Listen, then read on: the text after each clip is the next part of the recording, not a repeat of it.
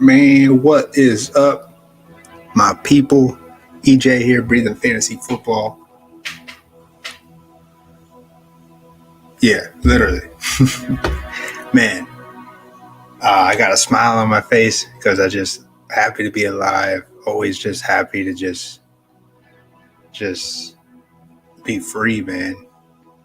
We just never know where life can take us. And man, I don't come on these shows to try and preach. I really don't. But I look at other DFS content. And man, it's like EJ, don't go off on one of those. We don't need to hear about how you are always looking to troll. I'm never looking to troll, man. I'm just trying to see people keeping it real, man. You guys got to come up here having content, talking about directions, and I'm not talking about shows that are talking about like uh league play and who's hot, week one, overreactions. Oh, this player, man, not at all. Those guys really are strong at the content that they do. It's what they like to do, and what we do over here, we're just setting lineups, man. We're talking DFS. We've done graduated league play. Actually, I need to go back to league school because I still don't really know. I'm not that great at playing league. I enjoy it. I'm just in my head. I don't know, man. Try and talk to someone that plays poker in the terms of PLO and Hold'em. If you move on to PLO, you rarely play Hold'em anymore. Ask any poker player that now plays PLO, they rarely play Hold'em. That's what this is for me playing DFS. Playing league play is like Hold'em. DFS is like Pot Limit Omaha. And Cha-Cha has asked me before, he's like, man, I've seen a lot of guys come from poker playing this DFS, and there's a lot of comparison. You're playing against other humans. I guess you could be playing against some bots. I don't know. But just being real, man. That's all we want to do is just be real, keep it real, and put some people in check if they need to be put in check. It's like, EJ, you must have a small following if you got to take your energy and time and go look at other channels and poke at them. It's like, I don't know what that means, man. We're just hanging out. 3 years in, looking at lineups. I'm learning. When I first started doing the show, I was just, nobody was in this field. Nobody was doing what we're doing. Everybody wants to be an expert at looking at strategy, at breaking down analytics, and having the perfect algorithm to solving this equation of the DFS lineups. Everyone's got a solution, and anybody that comes on the stream, I don't give a shit, man. You guys can write anything you want. I'll smile and be like, that's cool, man. Anything. You can say anything you want. If you go down a certain rabbit hole where you're talking shit, it's like, maybe we need to get some help for you. And I'm willing to talk about mindfulness and maybe help get you some help. Because I know some people take this so serious, man. Come on my channel and try and promote your content. I don't care. I don't care. If I had 10,000 subscribers, there'd be a bunch of people just chatting, and I'll be like, hey, have some fun. What do you guys want to do? That's the kind of guy I am, man. I don't care. Still don't care. But people could say, well, you say that, EJ, because you don't have a following. So you're going to act like you don't care. But when you do, and people are determined and they're watching you from their phone or their computer or listening to you, they want you to keep talking NFL. Like, stop right now. Look at a lineup. Let's look at a slate. Let's do it. Sure, yeah, we can do it, man. Okay, sorry. No, but really, man, it's all just fun. And that's why I got on doing this 2 years ago. Nobody's in this field. The closest person I see doing this, where they're chilling, is Felix. And this is his first year doing it. But he gets to do it while sitting on a fucking high horse. That's a little different, man. This dude already accomplished. He's sitting way up here. I'm fucking grinding down in the dang gutter, man, trying to find my way up. And I don't know where I'm freaking taking this chariot, but man, I'm trying to find my way through the freaking. Man, I don't know what I'm saying sometimes, but you guys know what I mean when we've been grinding and grinding. But I love guys like Felix. I respect him a lot. I respect everybody, man. It's just all talk at the end of the day. Liam, respect the dude. He's a poker guy. The dude's smart as shit. But the one thing he doesn't have is he doesn't know how to talk to people. That's the thing. I'm just chilling, man. Yo, what's up? You want to trade Antonio Gibson and Christian Kirk for CeeDee Lamb? You have Aaron Jones and Joe Mixon and Cooper Kupp, Mark Andrews, Jalen Waddle, Chris Godwin, T. Higgins. Holy shit, you got a fucking stacked team.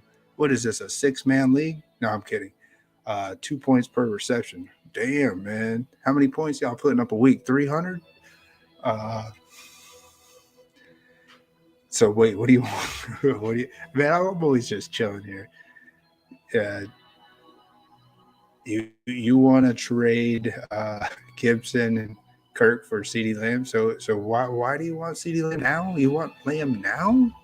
Like, you should not be giving up 2 guys for CeeDee Lamb now. You just should. There's no Dak Prescott. So what's the incentive? What's the ceiling you're looking at with CeeDee Lamb right now? It's not that good.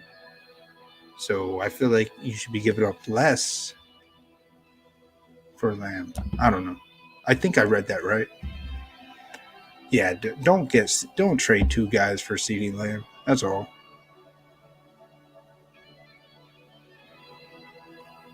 Bet on talent. Yeah, I get what you're saying, man. You got Gibson off waiver. I don't know, man. It just seems like you don't want to trade 2 guys for one, especially CeeDee Lamb. You want to get some. You don't want to trade that much to get him. That's the way I see it. You're getting 12 minutes of just my face. This isn't usually what we do here, man. I usually show lineups. We break it down. I mean, we could talk here all day. I don't mind. We can go back to here. Let's look at the galaxy. Or we can go back to here, man. I don't care. Never have, never will. Fantasy football is just a platform for me to connect to you guys, make some friends, BS, talk some DFS, set some lineups. We always set lineups, man. I got the Cha. We got the projection ownerships for the slates here. They are out. I'll go through and look at them.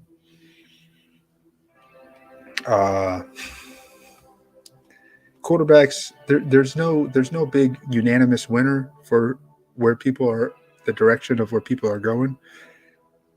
Trey Lance is the top play, 8% ownership. Then Matt Stafford, Carr, Jackson, Daniel Jones.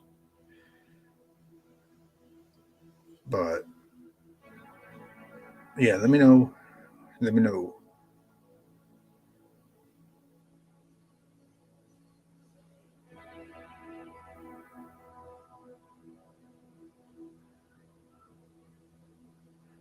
Yeah, I don't know, man. And I don't even know what to think of Dak coming back, or are they trying to rush his hand injury?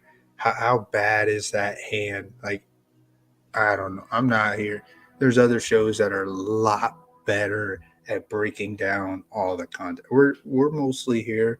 I don't want to lose you, Kevin, but hey, if you're not a DFS guy, you may not ride with us long, but I'm more than welcome to have you on to show you what we do here. But just talking like fantasy football, like I think the direction you want. I don't do that, but still more welcome to answer anything. I just know that that's not something that's not why I clicked the go live button and connect to you guys. But I respect. I'm a very blunt and honest dude. I respect all you guys. Yeah, it seems like people are still on Trey Lance, man. Let's see if I can zoom in a little bit. Yeah, you got 8% ownership here.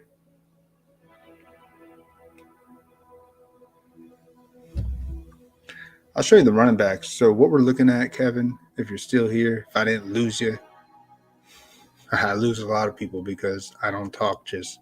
This isn't a show where we just talk fantasy football. We trying to win real money. So it's my real money going into trying to win real money. And 99% of the time, we're not going to hit the optimal lineup. We could. I always feel so confident that these lineups are just dynamite.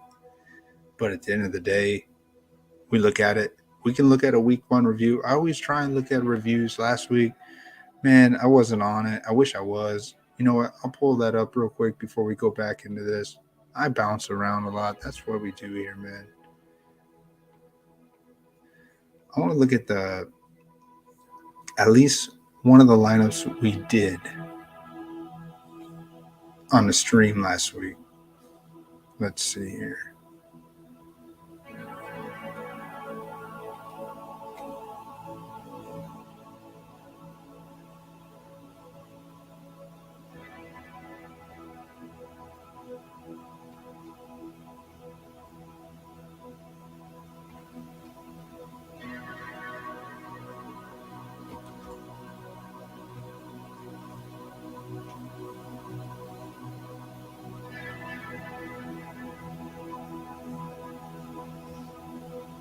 Ooh, that's pretty ugly.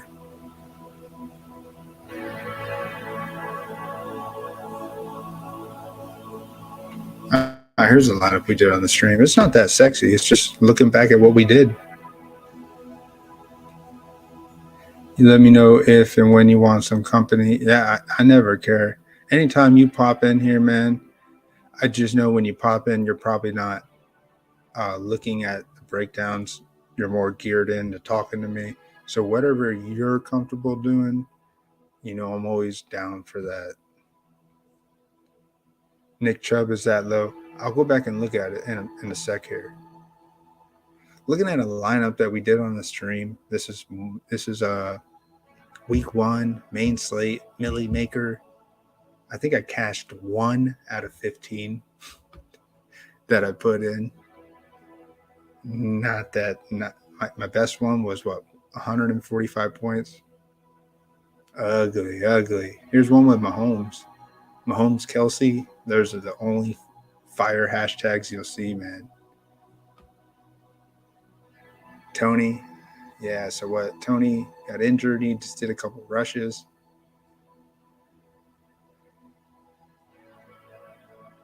Hollywood Brown caught a touchdown. Yeah, not that nice. I love the ownership. Zay Jones was only 1% owned. I thought he could have been like a sneaky 21-point play. I love the ownership with Zay Jones. That just goes to show not many people were on him the way we were on him in best ball coming in. I thought maybe he'd be a little higher on for that price as a starting receiver on the team. Everybody flocks to Christian Kirk. I get it. And Marvin Jones. They're considered the 1 and 2, I think. I don't know. Dubs was only 8% on. That's cool. Another league question. I'm not good with these league questions, man, but I'll answer them. I'm just brutally honest and blunt. But this is not a hard question. We're just talking DFS, looking at lineups here. Should I start Jerry Jeudy or Renfro in the flex? What's all the information? What do you have? Sometimes I don't know who else you have. Is that all you want to start? Jeudy, Renfro. I mean, I would say that Renfro is in a worse spot on the team. We know it's the Adam, and it looks like Waller is second. At least with Judy, he looked to be more of a favorite in week one instead of Sutton, but neither one of them got going until like the second quarter. So I don't know there. And then he had that big breakaway touchdown. I love to see Judy's speed. I think that's something that Russell Wilson uh, aids in his game. He likes to throw that deep ball, have that breakaway guy. Your other options would be Aaron Jones or Lazard.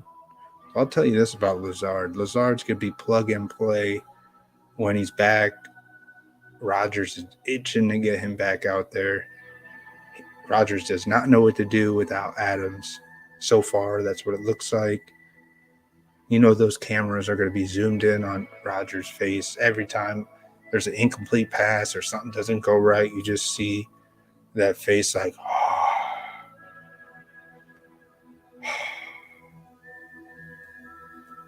That's like the look like Rodgers gets. He's like, man, these receivers, what are they doing out here? All the critics are right. They are right. That's what it looked like. But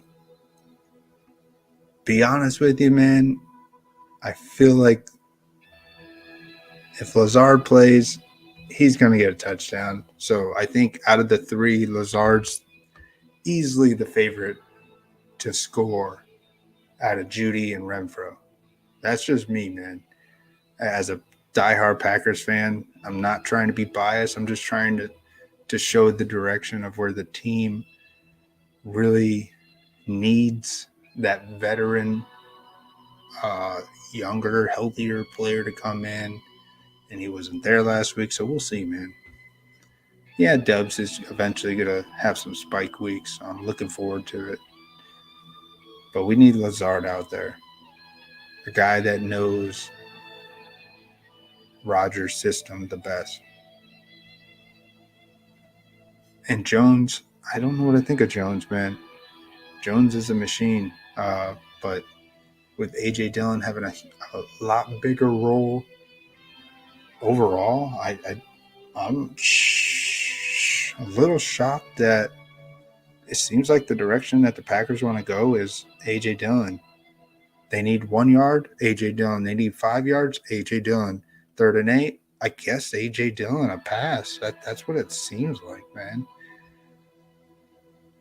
I don't know. My money's on A.J. Dillon just being the lead back. I don't know what they want to do with Jones. He's so talented, but seems like they don't know how to utilize him when they want to utilize Dillon, which no fault. Dillon's a beast. He's got to be the next Derrick Henry in the making. And we keep forgetting. Someone has said he is not Derrick Henry. Okay, Derrick Henry did not really see the field for 3 years. If you guys follow, you guys know Derrick Henry didn't do shit for about 2 to 3 years behind DeMarco Murray. And then he bursts on the scene, has that 99-yard touchdown run, 4 touchdowns against the Jags. I remember that game because I smashed him in the captain. And that whole year, he just blew up. What was that, 4 or 5 years ago? 4 years ago, I think. But yeah. I got to slow down. I don't like being a big talking head. That's not my content, man. My content's just chilling, setting lineups. And what we do here, what I do is not that common.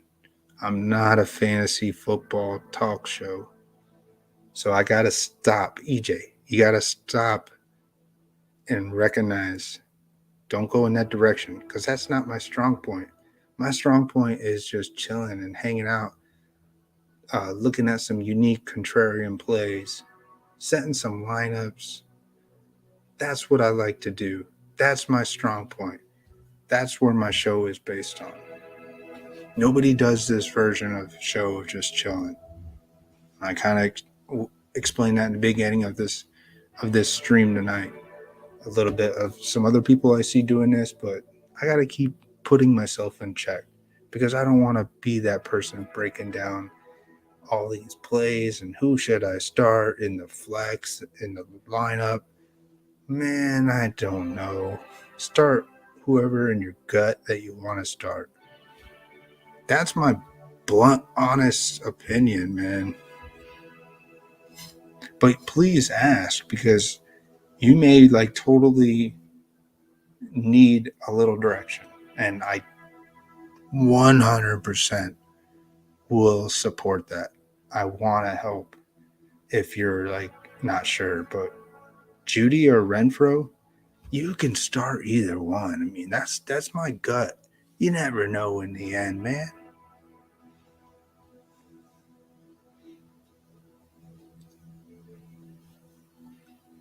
So looking at here, man, how far were we from first place? We were far, boys. My top lineup. How do I look at this again with just my teams showing only mine? So my best lineup was 145 in the main slate, and my worst lineup was 77 points. Let's look at the worst lineup. My worst lineup. I started Trubisky. 1% owned Trubisky. Man, this dude could have broke the slate if he would have, like, if the Steelers didn't, like, start off with a bang on defense. They had Burrow kind of flustered early, so they didn't need Trubisky. Like, he wasn't down 14-0 first quarter. That's what I thought it was probably going to be like, down double digits, at least at halftime. So the Trubisky train did not depart week one. I didn't know what to think, but for 5K, gonna fire it off, man. Derrick Henry, a lot of us were disappointed with that one, but are we really shocked? Like the Giants, you knew the head coach. There's always going to be one of those first-year head coaches coming out there making a statement, and some of them make a bad statement, like the Broncos. But yeah, on the road, the Giants, they're in a tough spot on the road, and they came out there and hung with them, man. Yeah, some people are saying that that 2-point conversion could have been a huge fail. Yeah, well, it didn't, but if it did, I still love it. Still love the heart of what that team was doing. So they stopped Henry, 82 yards. Maybe it's just kind of a warm-up game for him week one. This is his version of the Packers getting a slow warm-up, maybe. And you got Najee Harris. He went out with the injury. I don't know when he went out, but 10 points. At least he got a touchdown. Saved some of my buds out there that have drafted him in almost every draft in best ball. But yeah, I did a double stack with Harris, Pickens. I didn't know what to think of Pickens. Maybe King Henry was upset about the Queen. Man,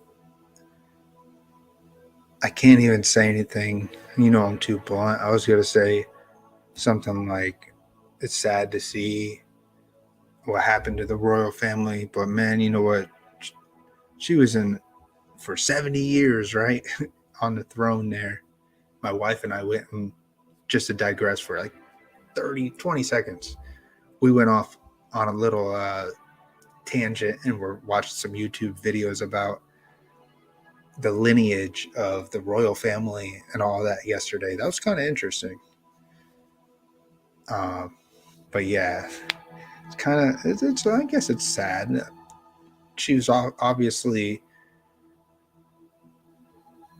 someone that the British, the people really looked up to her. That's something that is their thing. And I respect that. 100% respect it. It's just not something that us here in the United States, our values for the most part are pretty low. But yeah.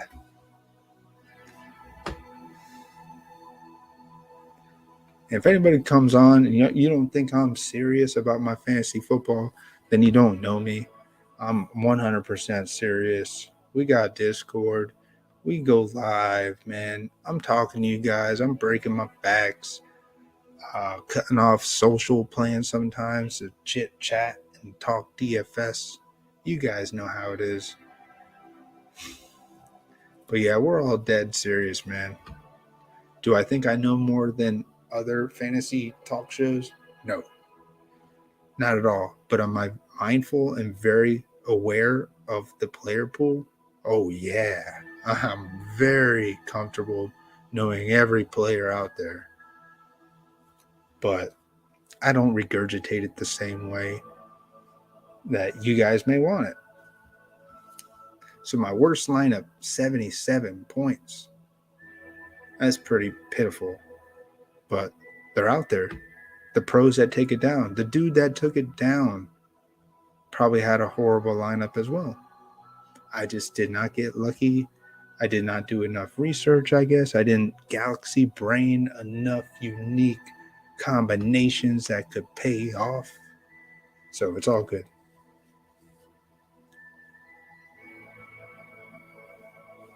Let's see what you're talking about, man.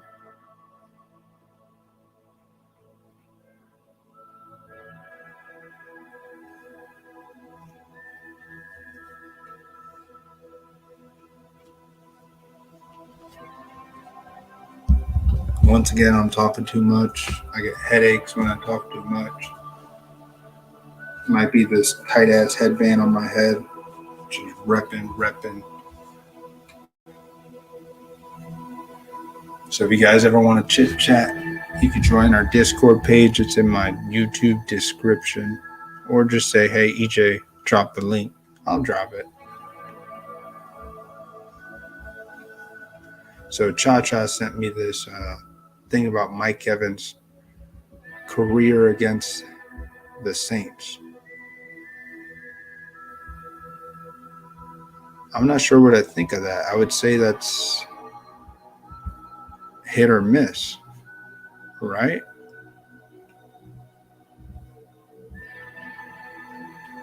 I'm gonna take it. When is recent? I don't know how to read this. I don't know when is recent. That's the only thing. I want to say that the top is recent. So 5 receptions, 6 targets. Was that last year?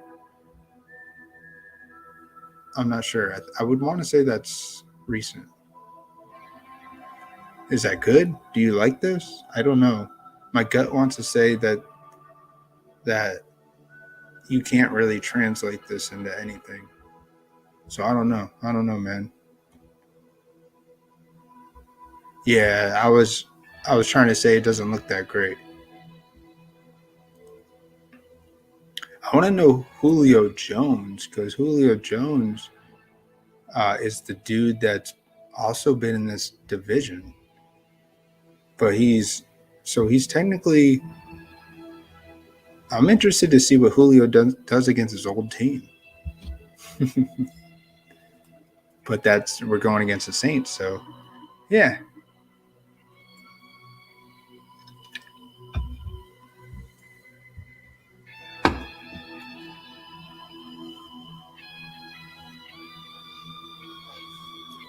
What's that site? I'll look it up. Stat Moose. Let's do it. Let's do Julio. Because that's the dude that's cheap.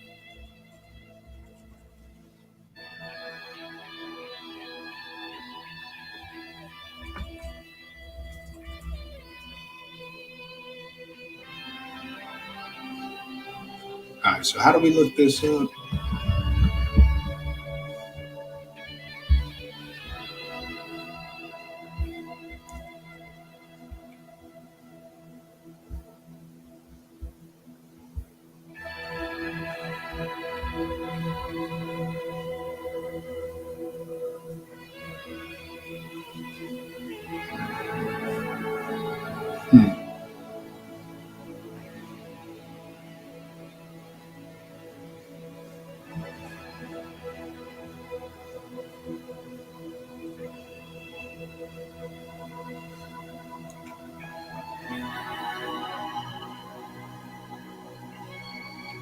How'd you do it? Mike Evans, career stats, first saves.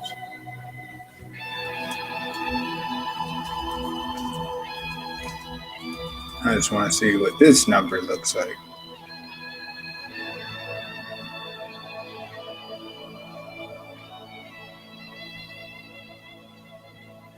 Ooh, he smashed the Saints. It's about a Mike Evans. Man, he's played the Saints a bunch. No double-digit touchdowns. Only 3 touchdowns against the Saints. I don't know. What was the team that he got like 300 yards and 3 touchdowns? What team was that? I remember that. Was that the Panthers? I can't remember.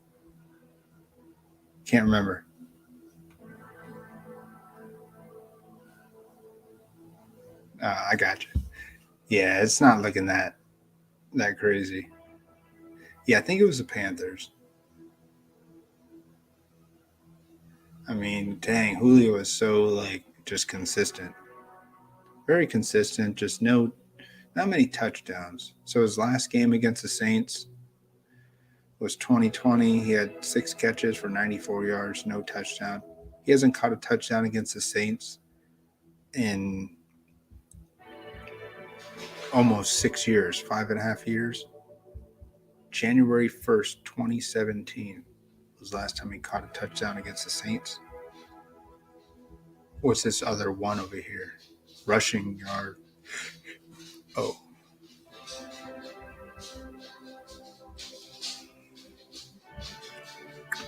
Yeah. Panthers D was like 3rd opposing rank. I got you. I think I said that right. Hey, Greta.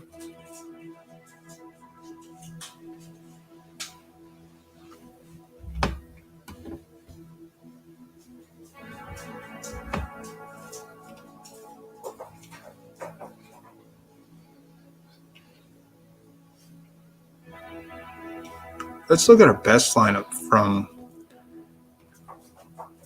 week 1 in the Millie slate. So we dropped Herbert with ETN and Miles Sanders. This is definitely a cha-cha assisted lineup with Miles Sanders there. Got Adams. That might have been my play, which, I mean, it worked, but I'll take Adams 33 points in the 8K range every week. I mean, you got to get different somewhere, but it definitely gives you a nice spot. So Adams and Chase, I like those 30 burgers. That was the only one that gave me a cash. That's crazy. Hey, Greta, what's up, baby? You all right?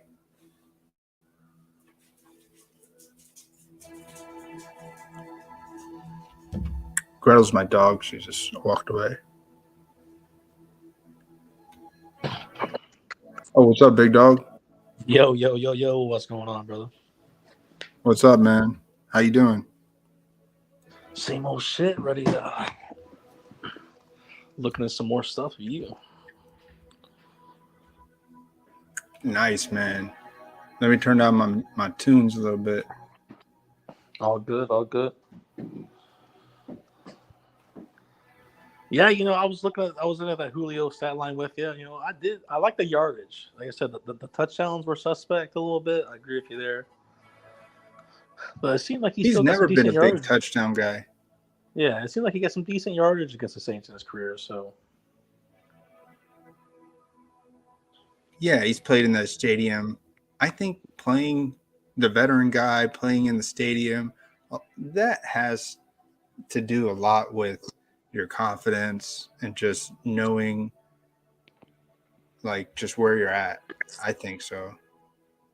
yeah, and it'll be a dome. It'll be a dome game this week, isn't it? Yeah. Saints at home, yeah. Yeah, since I got you on, I'll go back and look at the Have you seen the winning millionaire lineup? Yeah, I was surprised. I think it still had dubs. It still had dubs. Yeah, he I had was Dubs looking in at it. there. Yeah, I was like, man, he could have made a better one. I don't know how much money he had left over, if he could have got up to Dotson or not. But I was like, he might have been able to make a better lineup still. I saw that the best lineup you could have made was 272 points, and this is 251. Okay. So yeah, that consisted of like uh having Duvernay is the play that you're thinking of. Yeah. Duvernay. Mm. Yeah, I was I going think through he some of was. the best ball lineups, and I had a lineup that had Duvernay, Jamal, and OJ Howard. I was like, that's six touchdowns between those three. Oh I was like, yeah, that's crazy. yeah. I'll probably review my best ball lineups like quarterly. I don't really want to look Yeah, at them. I'll yeah. just shoot them to But you. yeah, especially like week to week. Yeah, that's too much. I mean, it's good to glance at them, Yeah, but to have a whole stream breaking them down. yeah. I don't think it's. I don't know. That's me though, man. I just don't want to Yeah, show my content looking at. I mean, I'm not really showing too much. We just been blabbing for like 45 minutes, just hanging. But I'll lose my mind if I get on here every week and talk about my lineups on best ball oh no, I'm with you. until the end. Like obviously, when the playoff rounds come, we'll look at each one. Oh, But for sure. Yeah, no, man, no, this no dude, week one. Yeah, I don't blame you. yeah.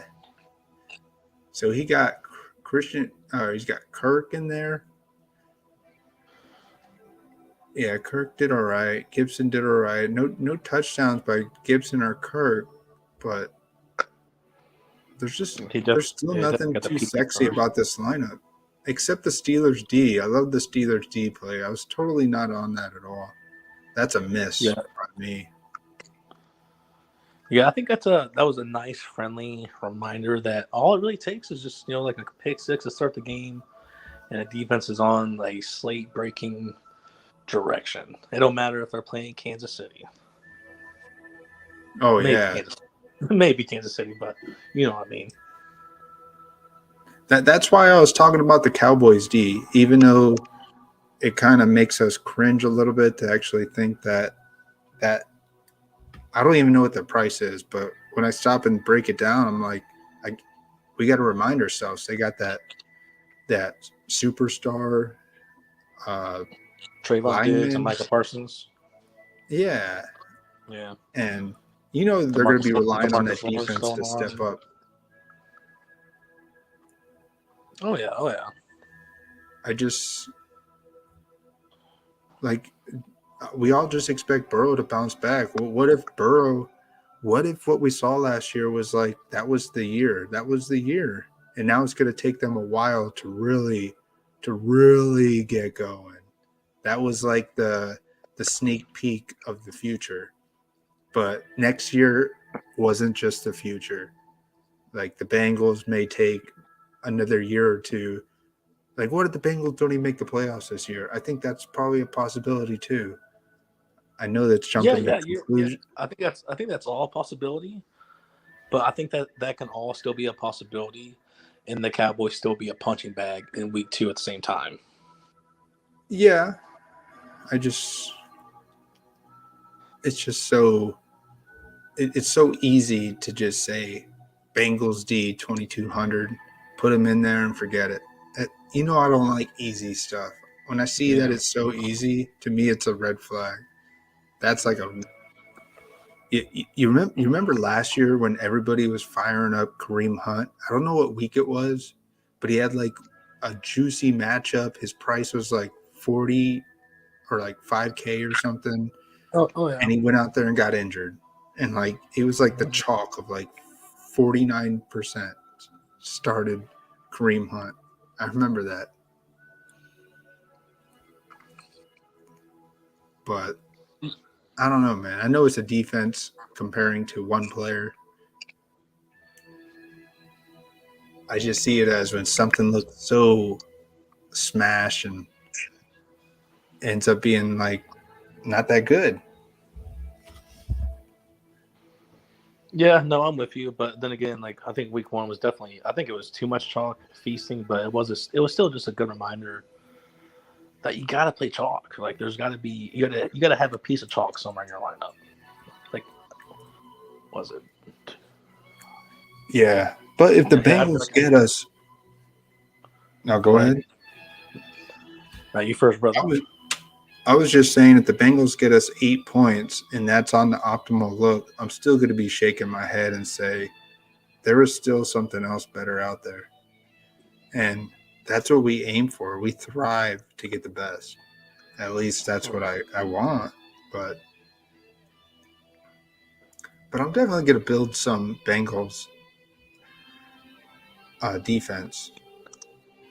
But your boy Big Bry going slaughter Bengals, I mean, that's obviously not a bad move. It's just not the direction I don't see that direction. That's not my thought, but a lot of times my thoughts aren't the ones that win. And I got to be mindful of that. Oh yeah, yeah. You know that's same with me. Even looking at this lineup and looking at Michael Pittman, that's just one of the things you just gotta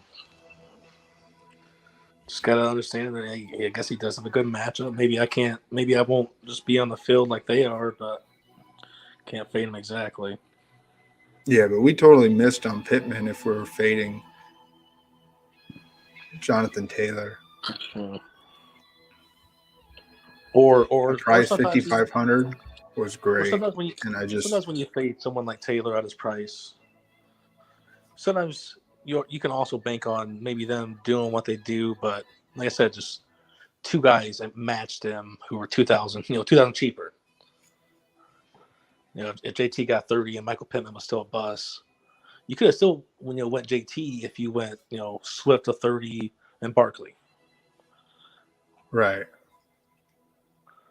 So I think that's where I definitely was with Taylor. I expected him to do good. I mean, obviously they both did good, and Well, they didn't get these ceilings until because they were behind. mm-hmm. And I think Pittman's touchdown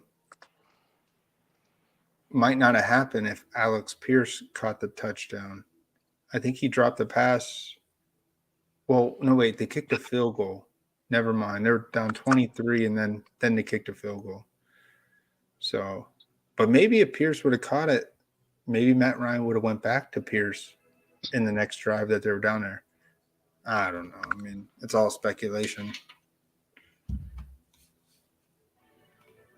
I mean, Carson Wentz definitely surprised me a little bit. Yeah, I love the Carson Wentz. He totally. But I was watching it. That game was on regular TV. I don't have cable. I just have like the regular Fox and Yeah, CBS, and I was watching it, and I was like, man, he made some bad moves a few times, but when they were down in the fourth quarter, he came back, and I don't know if he's known for coming back, but it is the Jaguars. But yeah, Gibson. I just look at the but lineup and it's just not that creative. But to win a yeah, million bucks, I don't know. I'm glad to see like Barkley and Pittman got a price raise. I mean that was awesome. That's good for us lineup makers. Was you're right. I mean, the one of the reasons why it was so high owned because it was just so cheap, like Pittman and Barkley. Yeah. And the obvious Mahomes, we knew Mahomes. He crushed week one last year. Mm-hmm. So something about him being ready to start the year. Him and Rodgers are like opposite to start the year. Mahomes is ready. Rodgers is I just got back from a yoga retreat. Man, I still got this. I'm just hanging out, man. watching more of that game as the week went on. I'm a little upset that Rodgers is so tough with his receivers. Like he's just it's the tough love is I feel like it's been 24/7. Like I would like Yeah, to see the dude just to say like, hey man, show him what's wrong, tell him what to do. Like I just feel I don't know. I just feel like it's too much tough love over there from him, and it just needs to be yeah. lightened down a little bit. Like I get it, you're pissed, but it feels like it was a little bit too much.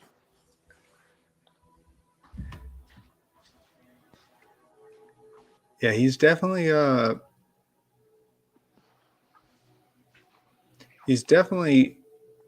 in total control of that team, but I don't know where his head's at. My thought was that he doesn't really have a strong passion anymore. He's just really good. This is just a job to him and he's really good at it.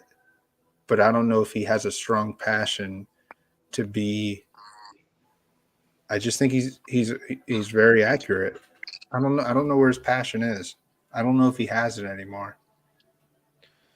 Do you think just everything? I mean, just the I guess the playoff losses since his last Super Bowl. Do you think those can just take a toll on the soul? Yeah, that's it. That's probably what it is, man. Yeah, I could definitely see that taking After a toll on the soul. Just like always having a great team, always working your ass off, getting MVP, getting there, and then just coming up short. I didn't like that every week he goes on a Pat McAfee show. It's like, does he look forward to that? Is that how recent is that? Was that like just 2-3 years now? I don't know, man. I know I shouldn't put that much thought into it, but it's like it just looks like he's so interested to just shoot the shit for an hour or two. I don't know if there's something else he does during the week. He does just look very calm and reserved, and that whole year with relax, RELAX, relax. Mm-hmm. We're what was the Packers record? It was 4-6. Relax, and then they win 10 straight. Play the Falcons in the championship game and get smoked. Oh yeah. Yeah, relax. I used to have a T-shirt that I got in Lambeau Field that said that. It's kind of cool, but I don't know, But man. I think on better news going into week 2, like I said, we got Minnesota's off the slate. The whole Green Bay drama is off the slate. Kansas City's off the slate. The Chargers off the slate. I feel like we could do some damage this week, possibly. Yeah, let's look For at the sure. lineup, and I'm gonna go back and look at all the stuff you guys were talking about. You and Jake and DPR were like freaking, and your boy Big Bry were breaking down lots of content. And I don't say Green Bay drama as in like a bad thing for the team. I just more or less in the DFS community because we're confused as hell right now on the receivers. I know you think, you know, um, AJ Dillon might be the future, but I still think Aaron Jones is going to have a good year and take away from Dillon too. So I feel like we're going to be confused as hell on which one of those two to start. They might just have a weird price going forward. Just the whole 10. Well, if we're going, if we're playing a pattern from last year, Aaron Jones scored 42 fantasy points in week 2 against the Lions. Just saying. I'm just saying. Yeah. So I don't know what to think.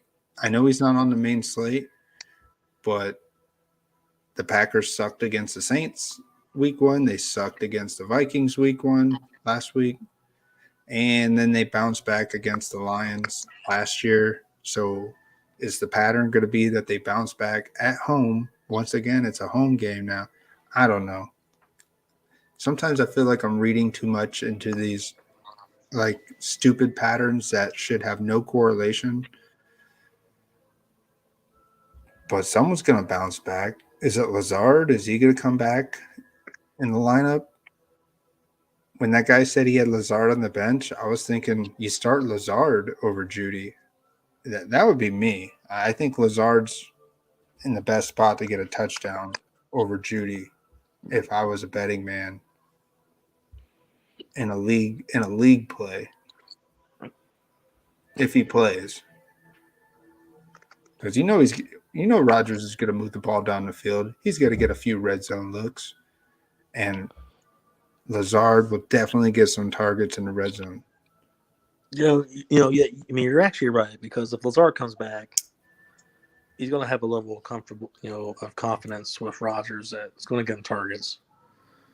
Two, even though I love the matchup the Broncos are coming into, and the fact they just might be a little pissed off at home. But then again, it could easily be a Cortland Sutton, Javonte Williams, Melvin Gordon day. I mean, there's so many people there. I mean, I wouldn't be surprised if Albert O found end zone twice, or Albert O once, Beck once. But I want to look up a weird stat to see if it has any correlation. I want to see how Russell Wilson has done in Denver. I'm sure he's played them once or twice. I will say, even though Jerry Jeudy broke off that big play, Cortland Sutton still looked good. Like, Cortland Sutton was looking like he was about to break off some yards at the catch any minute. Just waiting to break a tackle. Yeah, he was. They didn't catch on till the end. I mean, till the second quarter.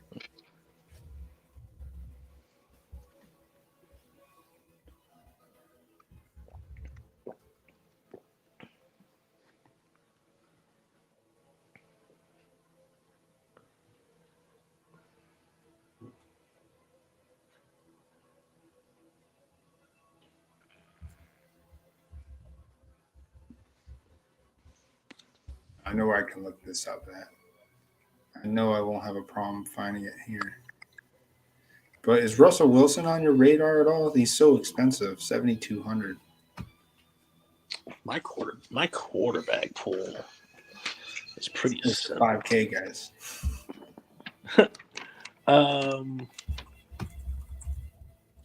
Yeah. I knocked off the top two guys, and then I just went Wilson, Burrow, Derek Carr, Trey Lance. I don't know how to feel about Trey Lance now that you show me the ownership, though. And Winston and Goff, and with Trevor Lawrence trailing in there.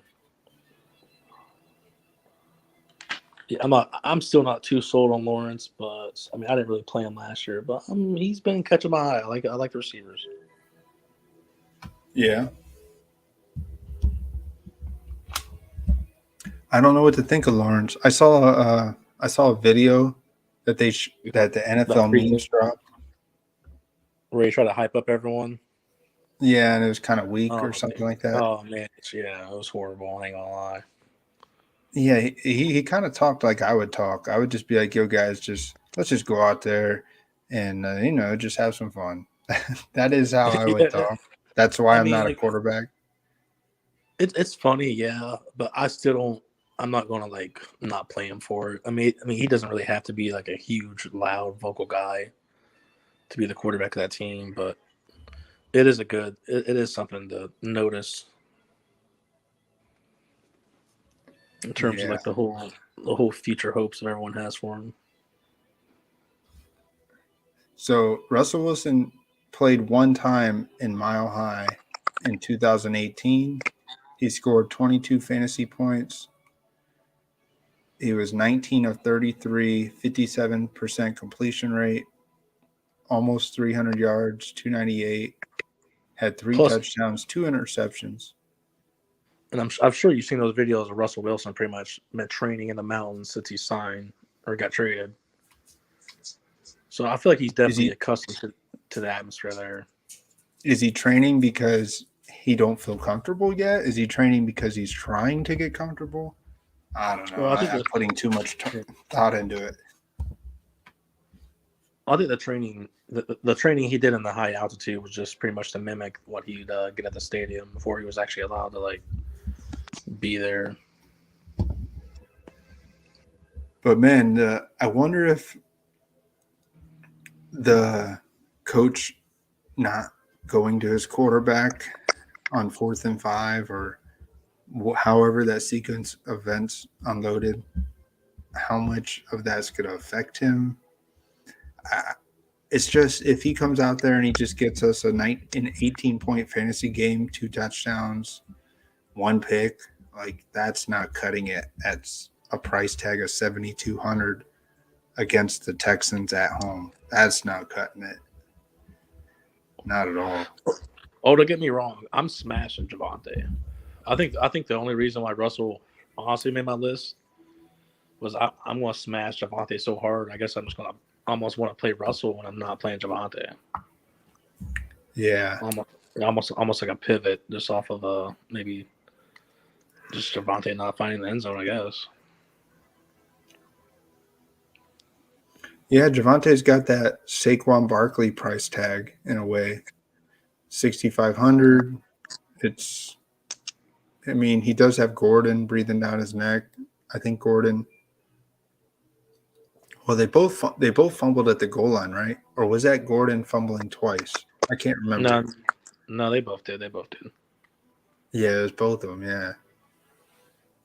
I don't think those are just flukes. Yeah, I have a hard time watching that game. I don't see how Melvin Gordon. There's no way he gets more snaps. I mean, that's either his bar or like it's going to get lower because Javante just looked way too talented. I believe it. Yeah, he looked very explosive. Like I don't see how like I said, especially before like his goal line touches came in and his yards per carry was going down a little bit. But at one point, he was just they were handing him the ball and he would get 10 yards. I'm like, how are these guys even punting it?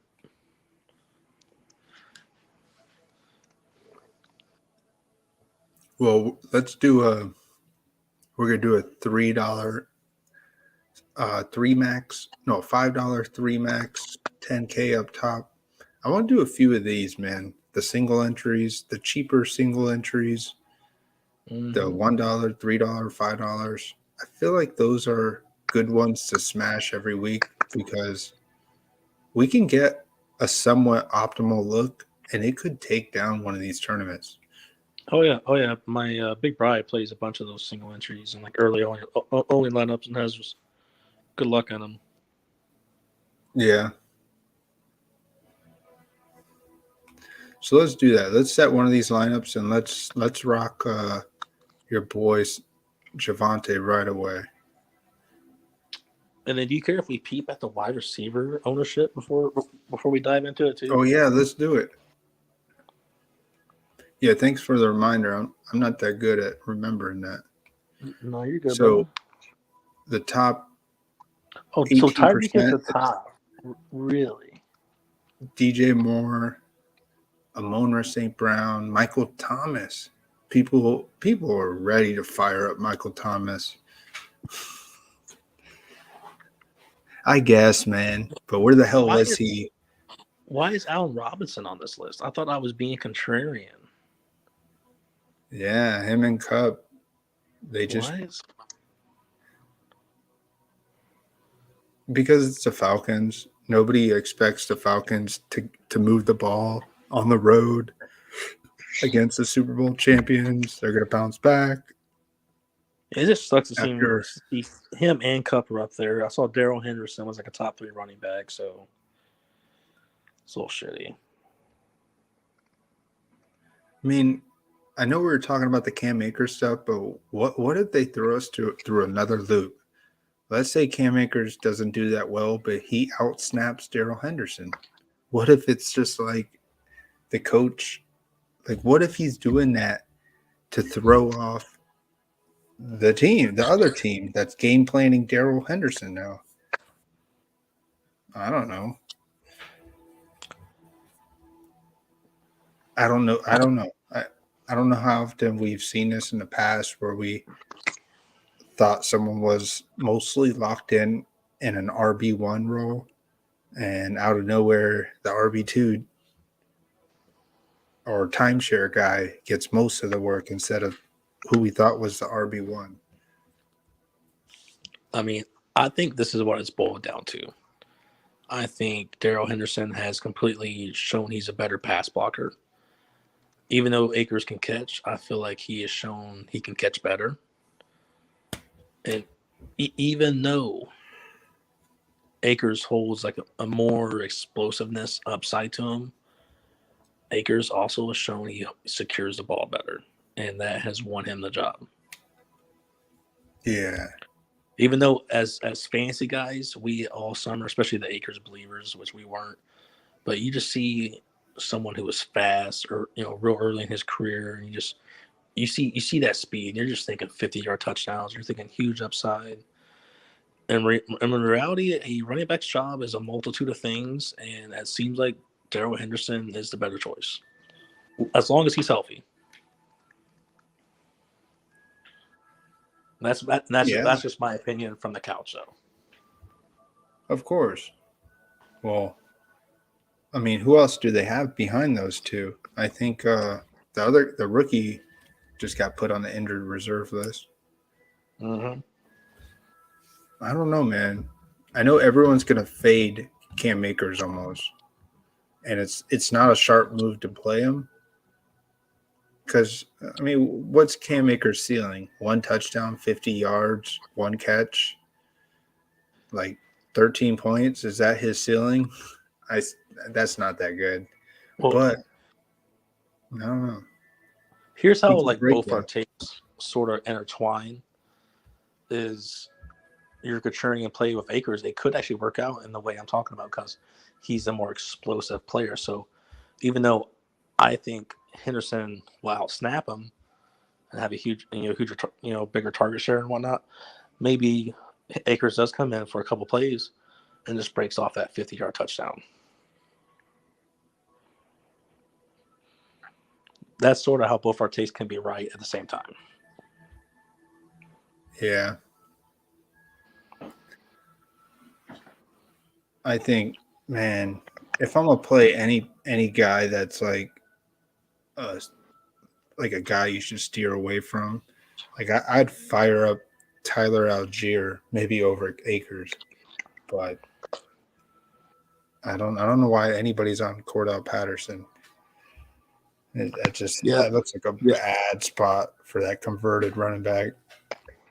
I'm definitely going to keep an eye on that Tyler Algier situation. I mean, I'm not too worried or too scared. I mean, it wasn't too long ago that Bruce Arians was saying Fournette was a healthy scratch, and then Ronald Jones was the guy.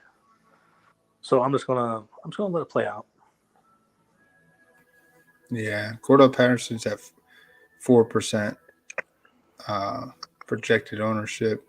Jeff Wilson's only 3%. That's a little shocking. Yeah, I think what people don't like is the yards per carry last week. I think people don't see people see that when I'm talking about that lack of explosiveness. Even though he could easily just get 2 rushing touchdowns. Might not be long ones. But shouldn't everything be kind of taken a little lightly with the game in the rain and the running back's foot? Yeah, all that should be a huge factor. That's just my assumption to why he'd be so low owned is just people clicking on that game log and seeing that. Yeah.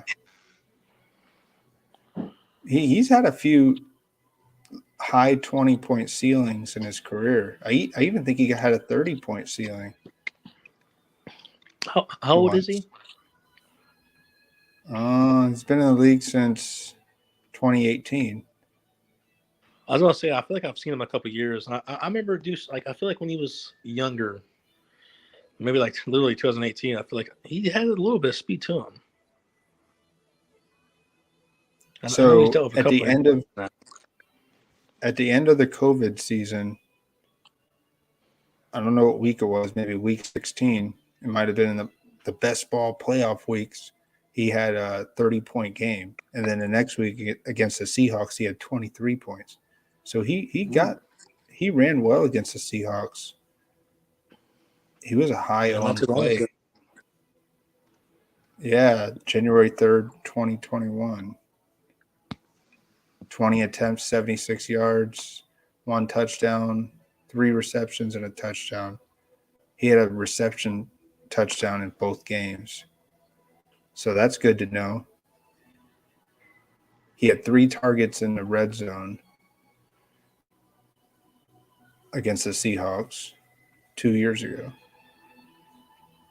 And last year, before he got hurt, I guess, he had a 22-point game, 20 attempts, 100 yards. Yeah, I guess his yak was good in that game. Maybe he broke one. No, only a 17-yard gain was his longest run when he had 110 yards. He's not a big receiving threat. But yeah, he's the guy that they're going to use in the red zone. We know that. I mean, I picked up Jeff Wilson in the Dynasty. I told you I was going to do that. So I'm firing him up. Yeah. I see you got him. Yeah, I didn't know what to do. I dropped Shakir. I love the Shakir draft pick, but man, if I'm going to stay relevant, I got to try and just stick with the crowd. And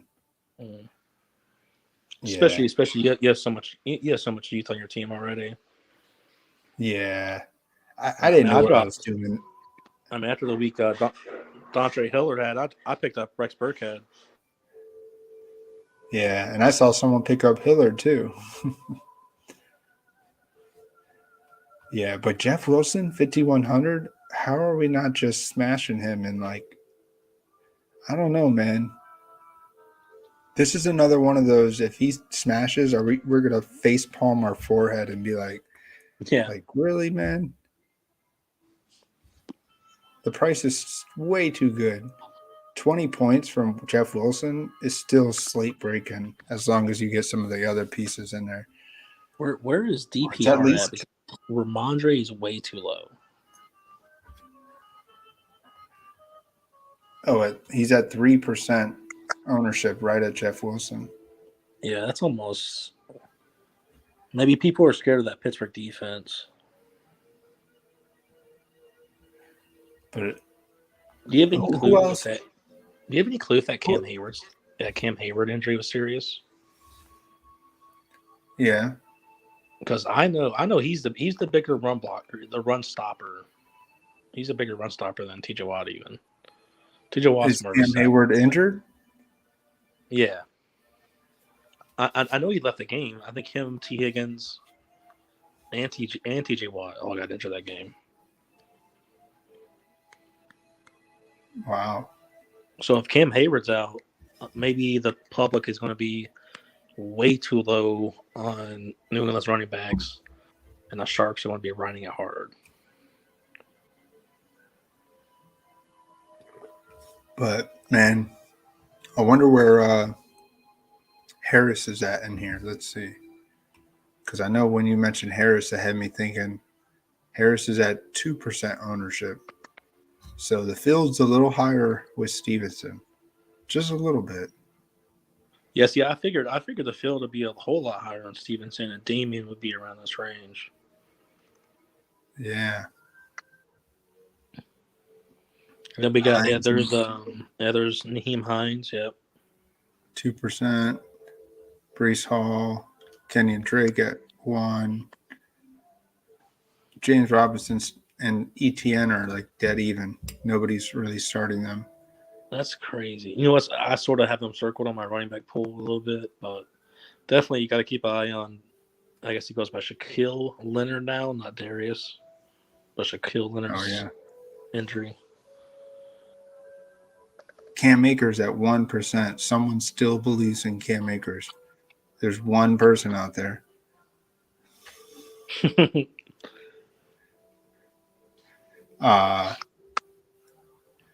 Yeah, I saw this thing that said the Colts pass rush ranked 26 in the league last year. So maybe Trevor Lawrence could finally get going. I don't know. Or maybe that's just good for one of these guys to break out again. Or, speaking of a lack of pass rush, I'm going to bring it back to a team we've already talked about, is that Denver-Houston game. I feel like Denver cannot sack Geno to save his life on Monday. So if Davis Mills has some extra time in the pocket, I might be a fan of Brandon Cooks this week. I mean, those targets last year or last week were pretty serious. Double digits. Oh yeah. Yeah, what happened to oh yeah, I want to do it like this. Freaking where is that game? Do. I'll find it here. Texans. Damn, my eyes. Oh, here it is. So Nico Collins, man, he didn't do much. Yeah, I mean, I know a lot of people were on the Nico, and I played Nico a bunch last year in DFS. I feel like I was waiting for the week all year. He was like right there on the list of Quez Watkins, and I don't know, man. It could be oversaturation. Yeah, he may never actually take off. That's one of those things He's I got an actually do worry amazing about. opportunity. It's one of those things I actually do worry about because he's been on the field getting opportunities, and still sort of hasn't broke that barrier. They didn't update his snaps, but yeah. So yeah, they went towards OJ Howard. How many red zone looks did he have? He only had 2 targets for 2 touchdowns. That's so crazy. Everyone's gonna flock thinking that he's the no. tight end one now. My tight end list is a little short. I don't like it. I ain't gonna lie to you. I need to extend it.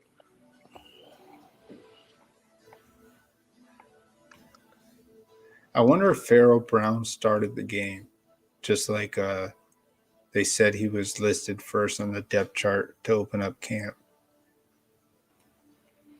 Ooh. I don't know. Another tight end I like is we were talking about Lawrence. I like Ingram. How do you do last week? I've been noticing they have a little friendship off the field.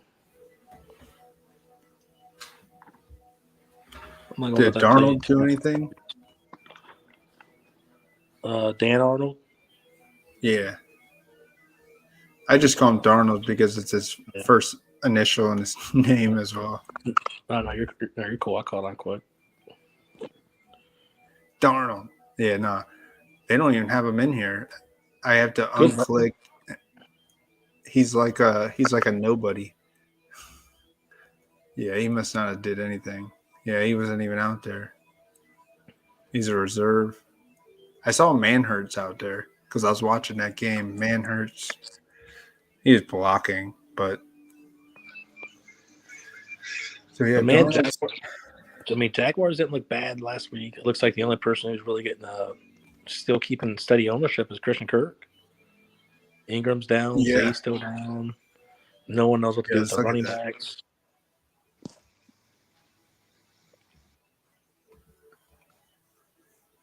So back at the top of the list, yeah, Debo 9%, Renfro's still getting some love.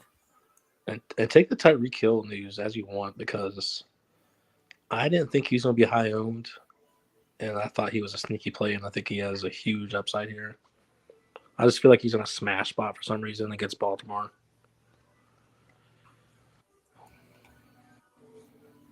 But I didn't even think he was going to be top 10, top 12 on. I don't know why he's number 1, but looks like some of the public's with me here. He's the last game he played against Baltimore last year, he only had 5 points. But the past 2 times, 20 points. But we know it's a different quarterback, different system. Oh yeah, and it's going to It's going to kill me to say this because I've been fading sort of Tyreek and Jalen and best ball. And I'm a Patriots fan, so obviously I don't really like the Dolphins in the first place. But that coach that might be the real deal. I was watching some of the game. I was liking how he was running the offense. I was liking how he was using the players to the best of their abilities. He looks like a very bright guy. And I can see why San Fran has been very successful with him in their staff. Oh, yeah, man. Those guys, I saw that he started out as like a ball boy or something. Mm-hmm. He worked his way up. That's gotta be nice. I'll go be a ball boy. I'll quit what I'm doing right now and be a coach at 55. Oh, you and me both, dude. But so Pittman's freaking dang, it's so crazy. Pittman's ownership did go down. His price went up 1,200. Ownership's down at 7%. Mm-hmm. Good job, DK. CD Lamb's still at 6% at 7K or 6,900. Damn, did we miss on Sterling Shepard? I didn't draft him at all. And he's just back up in there. Hey, I'm here, guys. Yeah. You know, I feel like we definitely did because I mean, number one, we weren't huge on Tony, but I heard before the draft they were trying to trade Slayton and Tony. Yeah. I mean, all they would have had left was Galladay and Shepard, and I already hate Galladay, so I mean, it should have been sort of easy for me to say Shepard.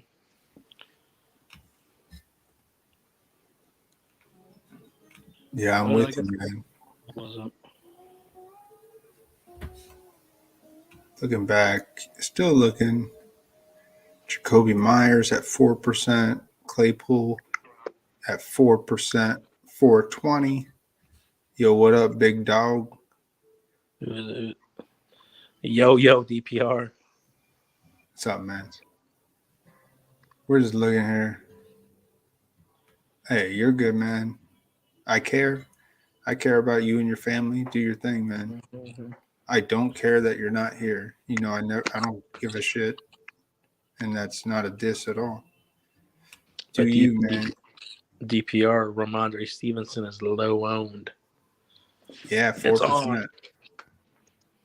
So is who else was he right next to? Oh, Jeff Wilson. I know DPR don't like Jeff Wilson, but Jeff Wilson 8 last year against the Seahawks. Just saying.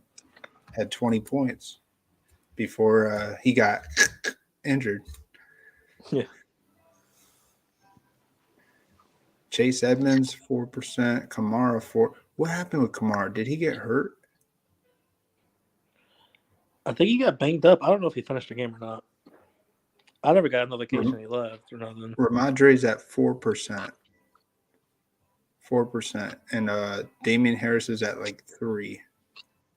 Oh no, Ramondre Stevenson's at 3.6%. And Damian Harris is at 2.5%. So these numbers are going to change just a little bit. And we're definitely going to have to keep an eye on that DeAndre Swift situation. Oh yeah, he's at 18%. C-Max at 21%. All right. If Swift's playing, I think that's the chalk I'm eating. I think it's the one piece of those top 5. Yeah, we got to fire Swift. I was looking at Fournette. He hasn't done good against the Saints last year either.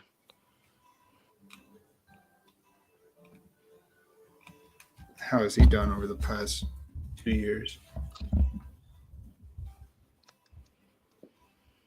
You think these guys go back and talk about this? Like Brady's like, yo, Fournette, how have you done against the Saints the past 2 years? Sure. And Fournette turns around and looks at Brady. He's like, how the fuck have you done against the Saints? Your ass didn't do shit last year, man. Yeah, he Was that saying that he played him 3 times last year? Well, one time was in the playoffs of the year before. Oh, yeah. Okay. when they won. Yep, you're right. You're right. Yeah, last year he got The- a 7-point game and a 13. Yeah, so Fournette has he's a 1-7 against the Saints. I think the first time he played him was a Jaguar.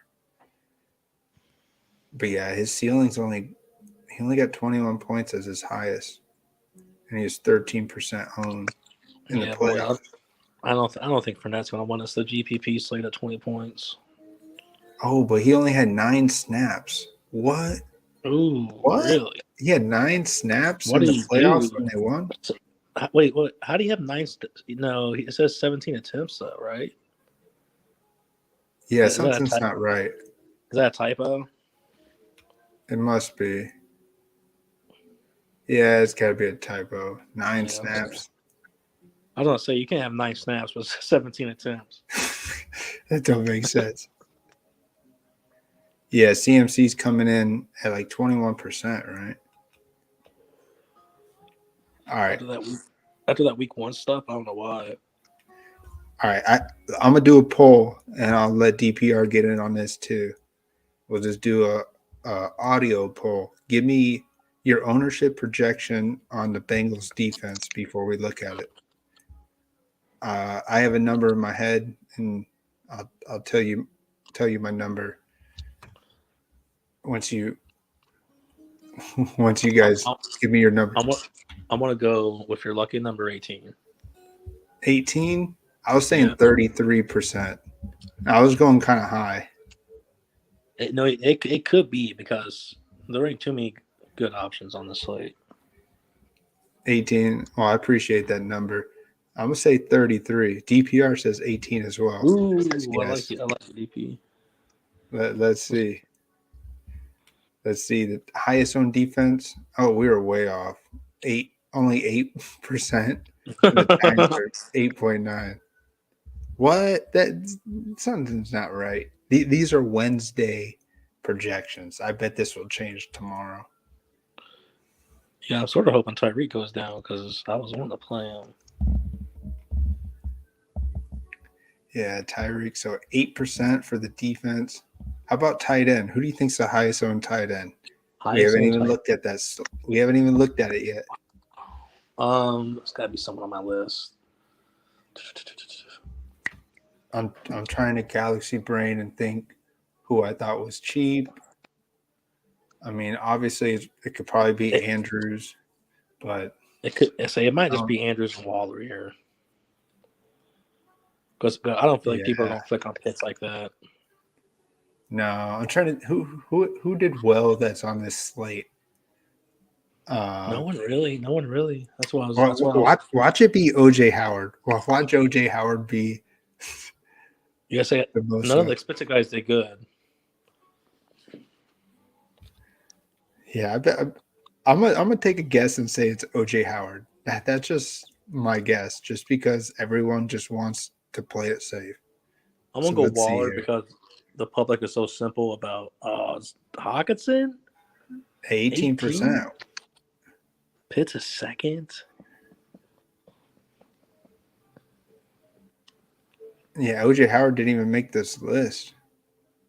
Holy shit.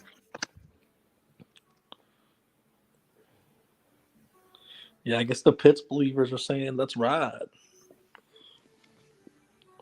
Yeah, there's something not wrong. I don't even see OJ Howard in here. That's weird.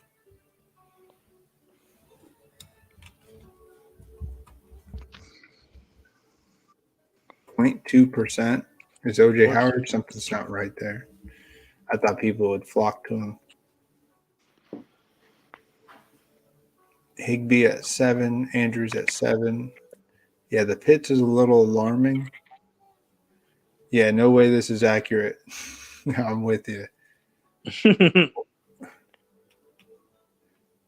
I'm sort of with you too, DPR, after seeing the Tyreek Hill one. And I was real surprised about Chubb and Ramondre being a little bit low owned. How do we help assist this in its accuracy? Do we go in and create our own player pool here and hit generate, and then it pops up how do we create and help aid this projected ownership? I have no clue, but I'm just.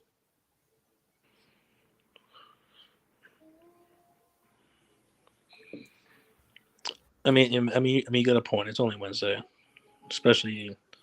I think a lot of content creators don't really do an ownership show till like Thursday or Friday. But I'm just curious because I'm still a newbie at using this. I still don't know where these numbers come from. Are people generating and creating lineups with the optimizers? Is that what this is doing? I just don't. Yeah, I actually don't know the science behind it either. That'd be my guess as well, though. Yeah, yeah. That was. I think what you said was the answer I was kind of looking for. Because it doesn't make sense. Trey Lance is the highest projected ownership. Like I thought, a lot of people are jumping ship.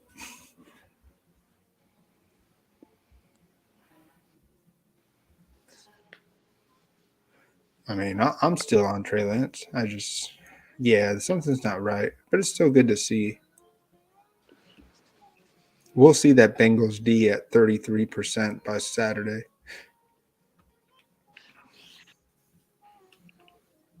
Or at least up to that Man, 18. what's that? I Oh, said, you or think at least up to it's that 18? 18%. Yeah. Yeah, it'll probably be up there too. I still don't know how to read all this fantasy lab stuff. To me, all these other numbers are it's just gibberish. But there is some good things to look at, like the Vegas spreads, the over unders. I think those are pretty valuable. Yeah. I do like to start my week out with over unders. And maybe the spreads as well. Like the Rams have the highest spread. Same with the Broncos. So trying to pick apart those games, I think you did a good job between the two games. At least you think Davis Mills being down 10 points with the spread, he's in a better position than Mariota over the Broncos. Yeah, those are really the only two that are pretty big. Bengals and Cowboys, 7.5. The highest over under is the Cardinals and Raiders, and the Washington Detroit's at 48 points. Cardinals Raiders 51.5. And the Rams and Falcons at 46 points. That's a little I don't know, being the third game. Then the Jaguars Colts. And is there a better way to look at this? I think there is. Oh, I could do it right here.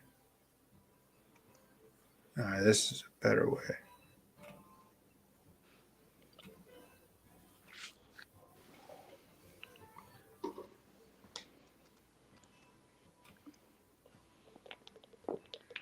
Yeah, here we go.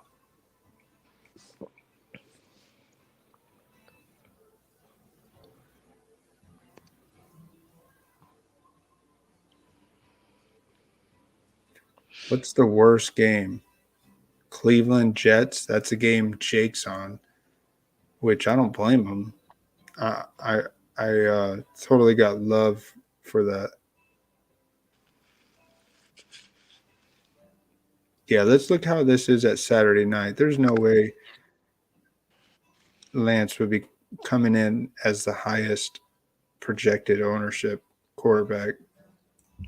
Yeah, I didn't expect him to be the lowest, but I definitely didn't think he'd be the highest. Number one. Yeah, there's something not. See, that's why I think people are skewing the numbers somehow, some way. Like, could I fuck with it and just make 150 generated lineups with Mitchell Trubisky and be like, he's my dude for week 2, Mitchell Trubisky. And then boom, I shoot up and create a false reading. I don't know, man.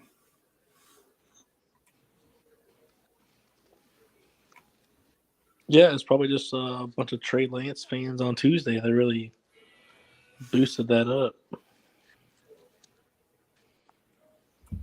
All right, so It's let's probably DPR putting in 500 Trey Lance lineups. it probably is, man. Thanks, DPR. Yeah.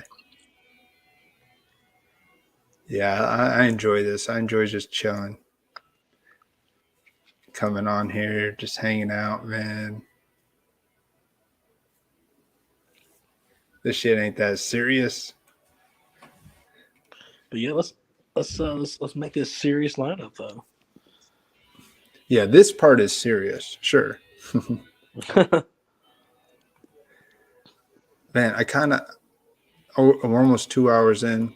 I do like looking at a lot of the games. I guess we looked at most of them. There really isn't a game that we kind of didn't talk about in the Discord. I think early on, was it DPR? Someone was like on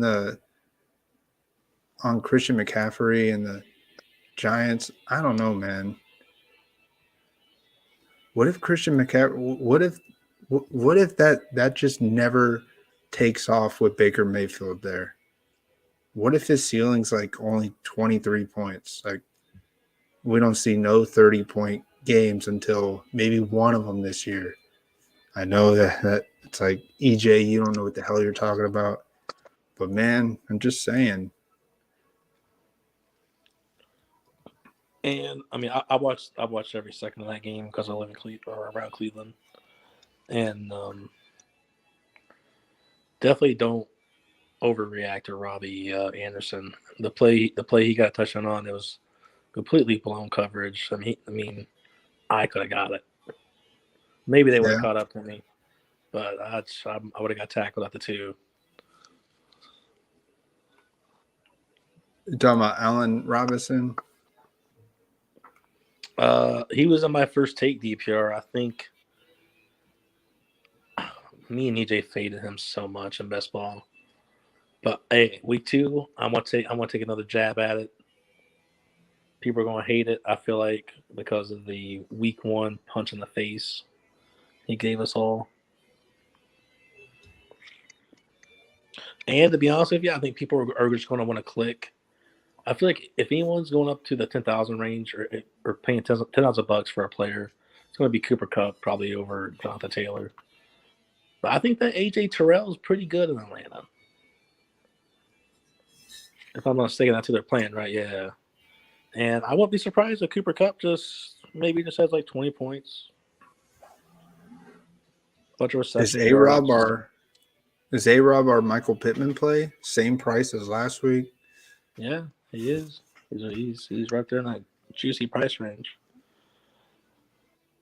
Yeah, let's plug him in here. I think I read some things or I heard some things last week about how it was the game script of last week with Stafford not having that much time in the pocket. With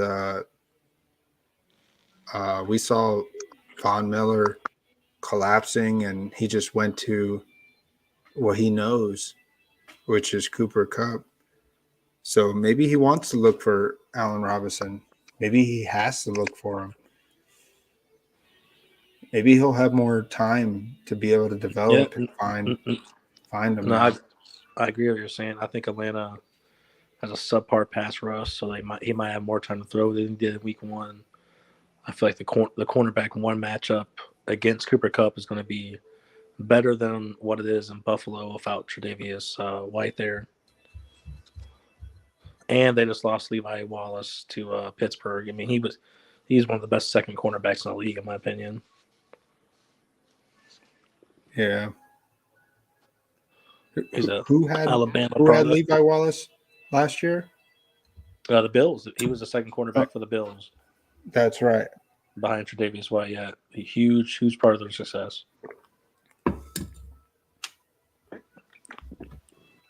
What about the Cooper Kupp 2.0? Skoronix. It seems like is he a one-hit wonder, man? He was out there, 6 targets, 4 catches. He's a I know you showdown. played. I feel I like know he's a you played. showdown hit wonder. Yeah. For 3,300, I want to fire up Alex Pierce again. It did seem like Skoronix was working sort of as like around the not the goal line, or where they snap the ball, the line of scrimmage. He was getting a lot of catches around the line of scrimmage. As like the third or fourth option for Oh Stafford. yeah. And yeah, I mean, it just seems Well, like he's going to get short catches. that must go back to that same thing we were talking about with he didn't get much time to really scan the field, so he just went to a safe option. Yeah, I like it, Allen Robinson. I mean, this is one of those you gotta go opposite of your best ball picks, at least between you and I. I don't think this applies to DPR at all. I don't know who. I don't even know who your top plays were. I do know DPR was drafting a bunch of Kyle Pitts. I remember that. And I think Dobbins. Maybe he was on Robinson. I don't remember. DPR was like done drafting in like early July. Yeah, that's true. But yeah, you definitely you did it right, my man. Having exposure to Dobbs and Pacheco, and I don't think Eno Benjamin really moved up at all in the best ball as much. He never got that steam going. No, he never got. Oh, I mean, I was surprised he actually got used pretty decently in week one. was he pretty decent? I mean, I don't know if it was because they were getting blown out, but I mean, hard to say.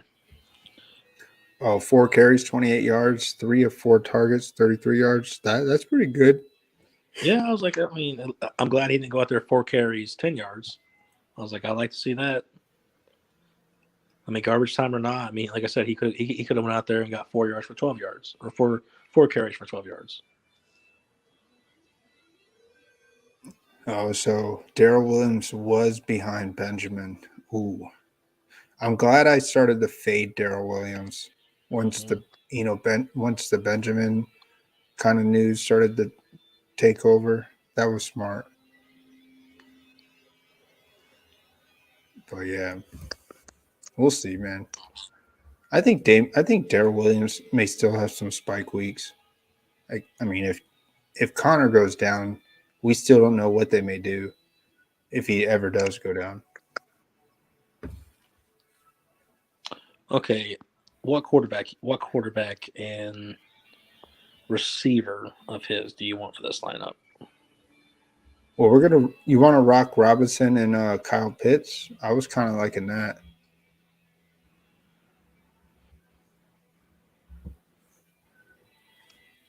Yeah,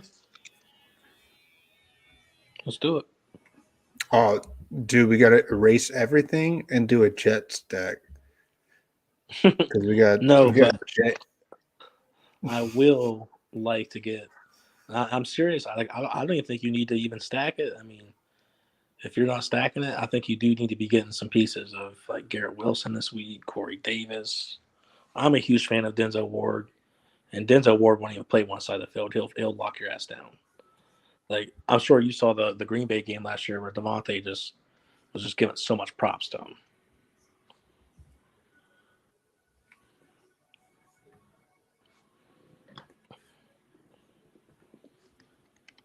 Let's I see mean, here. I wouldn't be surprised to see Denzel getting his catches, getting a little cushion, but I feel like his yards after Oh the catch yeah, will be. I feel like his yards after the catch will be limited, and just not a ceiling week. yeah. That was Christmas Day game. I remember that. Mm-hmm. There wasn't much with that game. Packers should have lost that game against the Browns. It was one of those Mayfield 4 interception games. So sorry. If you stop and you talk about anything with Packers with Adams, that's probably my strongest takes in this whole show. I can kind of remember almost every game from last year with the Packers. I should have a decent memory. Uh, yo, what up, Young Nutrition? Hey, what's What's up, up, big dog? Yeah, we got Allen Robinson in here. I mean, Yeah, he had a bad week nutrition. A lot of people are gonna hate him. We've been hating him all summer even. So I mean, the only reason he's in the lineup, Bub, is because he is 110% contrarian. Yeah. Let me get Kyle Pitts in here. I want to see. And that's what we do over here on BFFL. We do the things that are weird. Yeah, because nobody else is doing this, man. Nobody else wants to. If you want proof, go watch the Mike White stream from last season.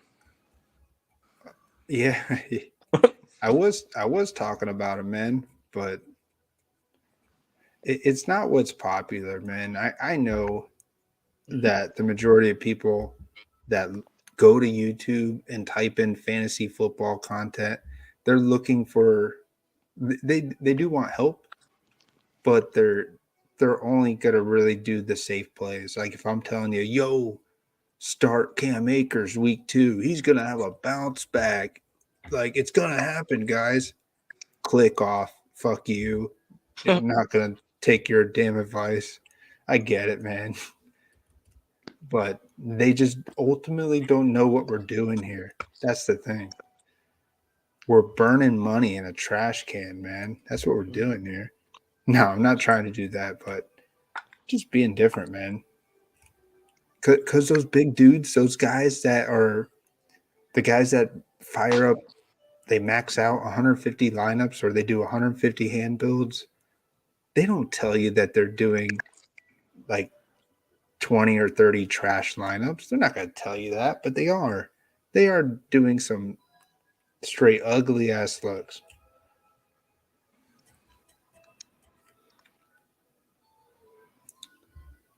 Yeah, if you ever I'm want another thinking here. snippet, I know this one would be tricky to use. But you ever seen the Batman movie where the Joker lights all the money on fire? Oh man, I need to get that. I tried Yeah, looking up the. the Kool-Aid Man one. I'll get it, man. Is that the Joker with Heath Ledger? Heath. Yeah. Where he Yeah. burns that huge stack of money. He just says some people just want to watch the world burn. That's what we do when we're playing Mike White. Yeah, I definitely want. I didn't play that much Mike White in that week that we were talking about it. I played him in just a couple, man, but I should have just rolled it after I read that thing that he was like a prolific passer in college. Mm-hmm. He showed it that week that he played against the Bengals too. I remember that. That was crazy.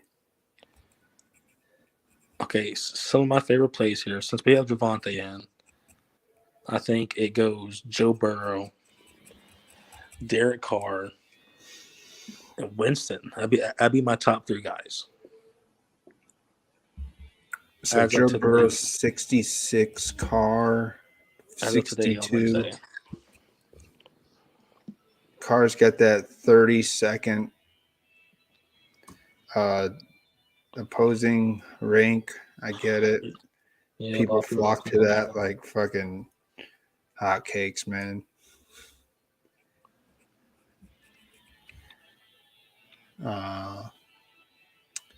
Winston 5,500. I don't mind the Winston play, man. It's definitely another one of those. See, it's one of those emotional games that he could really, maybe even the coaching staff would be more lenient to let him throw a passing touchdown over a rushing, if you get what I'm saying. Did he get to play the Bucks last year?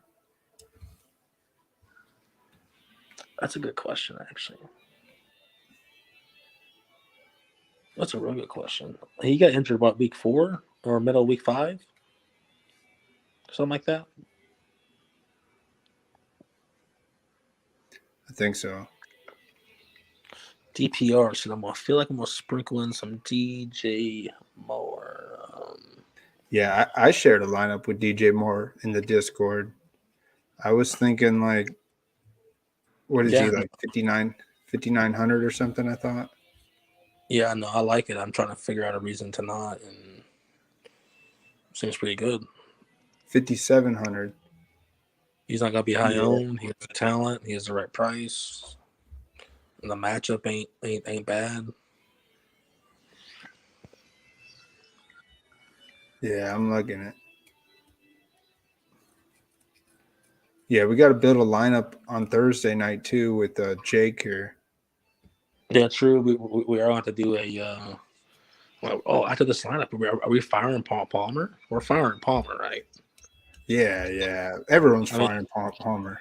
yeah, but I mean, we got it almost be a double down for us, like a little showdown / best ball payout maybe, or help the best balls out. Maybe not best ball payout, but Dude, get us. last year, I don't think I mentioned it. Maybe I did. I played a quarter.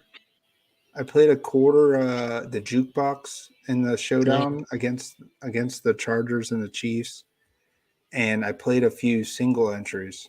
Well, one of the lineups I did in the jukebox, the quarter, I would have taken down the single entry for 4K.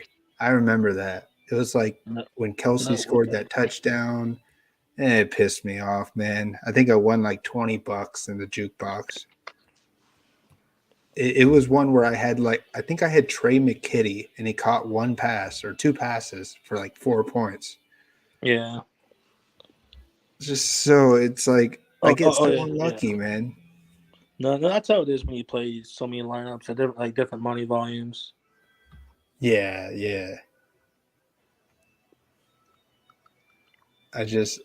I haven't had my number called yet. I hope one day it happens just so I can get this monkey off my back.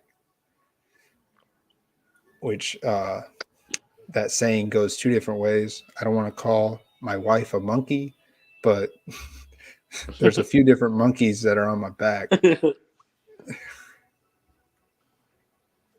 All right, you said you like Winston. I like Winston. Let's throw him in there. Yeah, Winston, let's do it, man. I didn't even get to look that up. I digress, man. I'm just sitting here hanging out. It's as if we're all just sitting on a couch smoking a fat blunt. We're just talking DFS. That's what this stream is, man. We're just chilling. I'm not trying to fucking be so serious. Let's see. Bucks.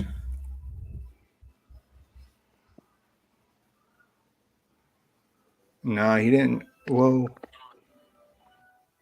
I knew one of the Saints matchups was real late in the year. I couldn't remember the second one. He did play the Bucks, right? It says 10:31. 10:31. That'd be That's October 31st. Yeah. I don't think so. That would have been like week 7, 8. Yeah, something's not right about that. So he had to play the Bucks yet.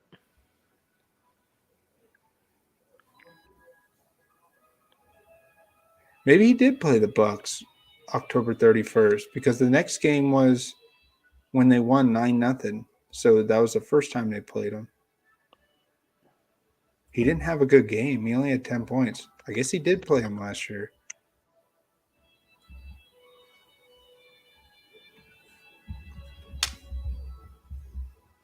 Yeah, I don't know. I just feel like October 31st seems like week 7, week 8. I feel like he got injured like before week 7.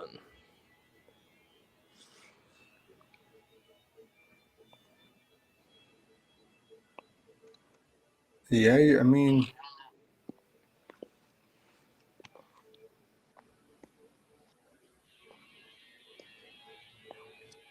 he played 7 games last year. Maybe that was the last game he played.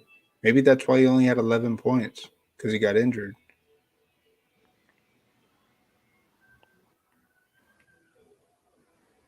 I'm not too quick trying to pull this up, but yeah, he only played 7 games last year. So if October 31st, if we do the math, that falls in line Man, that's with automatically That's the fourth. That's the fourth week of October.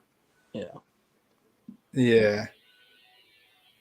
So yeah, that makes sense. And he only had 10 fantasy points, so he got hurt in that game. I think the memory's coming back to me about it. No. Oh, he got hurt in that game. Ooh, I wonder how he started. Oh, I guess we could pull it up here. We could look at no, it only shows the game log of this year. Yeah, switched I up. mean, I could.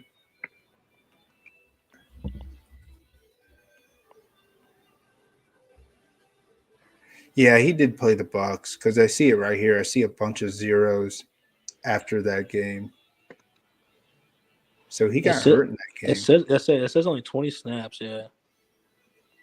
6 completions, Good. 10 attempts. So, but man, even last week he was not projected to have a good game, and out of nowhere he finds Michael Thomas for 2 touchdowns. So I don't know, man. I think there's better plays than Winston, but I'm all down to firing him up. He should get that revenge game that he desperately needed.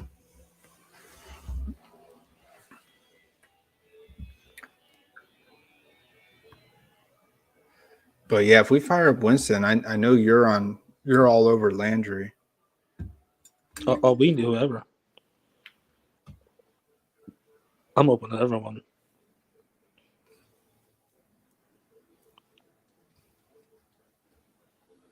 Let's see what it looks like. I mean, we could fire up Michael Thomas because 5,800. I think he'll be definitely chalky.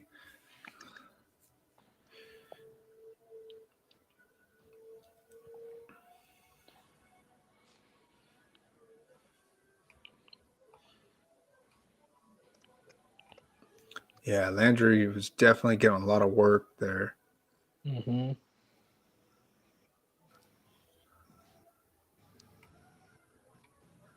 A big chunk of his yards came on a 31 and a 40-yard reception in the fourth quarter.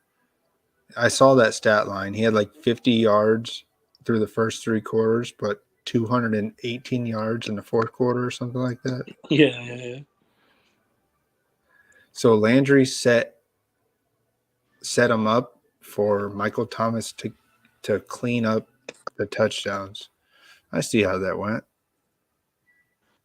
If I'm not mistaken, Jarvis Landry is number 1 in the league in air yards. Yeah. Oh, dude, have I ever told you that Jamal Dean, me and him went to the same high school? The cornerback for the Bucks. I think he's a cornerback. I don't know the guy. We went to the same high school. That's kind of cool. Yeah. He's a pretty big name at our high school. I was just thinking of that. I don't know how good he is. I don't know if he's a big stopper. I just remember hearing his name in the Super Bowl a couple times. Yeah. I don't know if any of the other boys have an opinion between the Landry / Michael Thomas debate, but you're welcome to drop them. Dude, if we're doing an Allen Robinson, I feel like let's just keep it contrarian. We go back to Michael Thomas here. Yeah. But let's go down to the wire and see if we can find maybe all the way down to the end. I think I'm going to try and go back and just plug this whole lineup in. I honestly don't give a shit about showing the lineups. I was just trying to be nice to the whole DraftKings movement. I mean, I'd hate to win $1 million and have them be like, yo, we're taking this from you. You totally violated rule 3.9 in that apparendum here by showing your lineup on YouTube. Nullified. I don't know. No, I understand. I I don't care, but So do we got to do a run back, right? Julio, is Russell Gage in play? I think Man, we haven't even. after all the Mike Evans and Leonard Fournette researching we did, which is sort of good that we're doing a Winston stack because that's sort of the research we did. But I would say Russell Gage and Julio are some of my favorite options in this match. I always love a high 4K receiver. They're always forgotten. Those 4K receivers, always forgotten.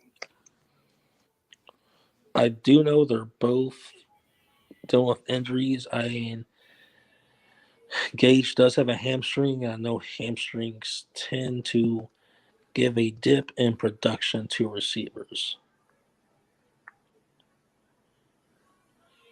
A real lingering type of injury, even if they do play.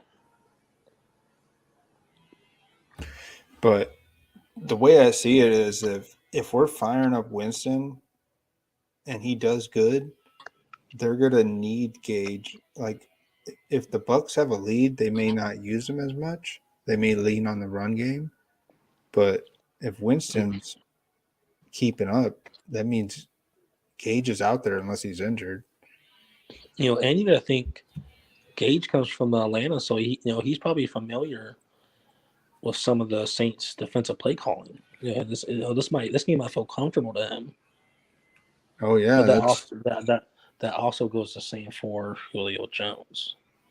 let's look him up. How has Gage done against? I don't think Gage has had like any ceiling games in his career, like good ones. Not that I know of.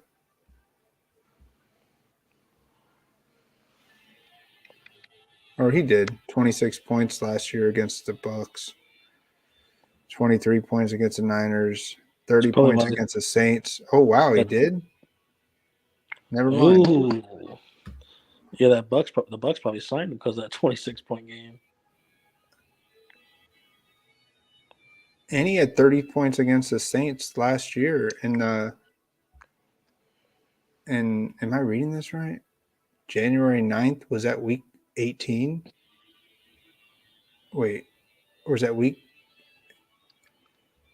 Am I reading something right? Let me see here. Gage, so he was on the Falcons when they played the Saints in week 17 or week 18. What is this? I don't Count know how much. preseason or something? No, it does count preseason, but it just shows.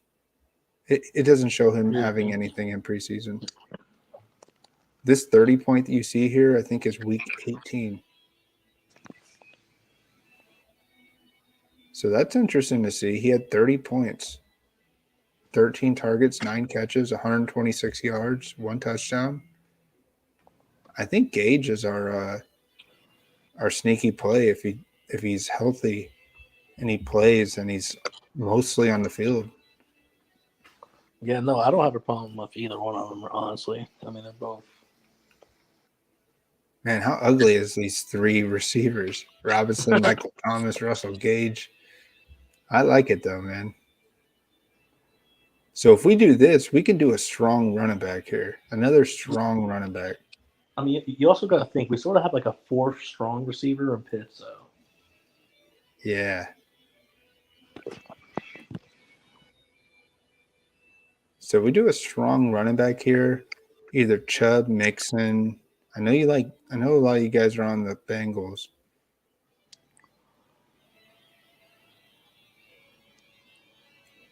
We could even, I wonder if we could do Barkley and DJ Moore as a correlation. I want to plug it in to see what that looks like.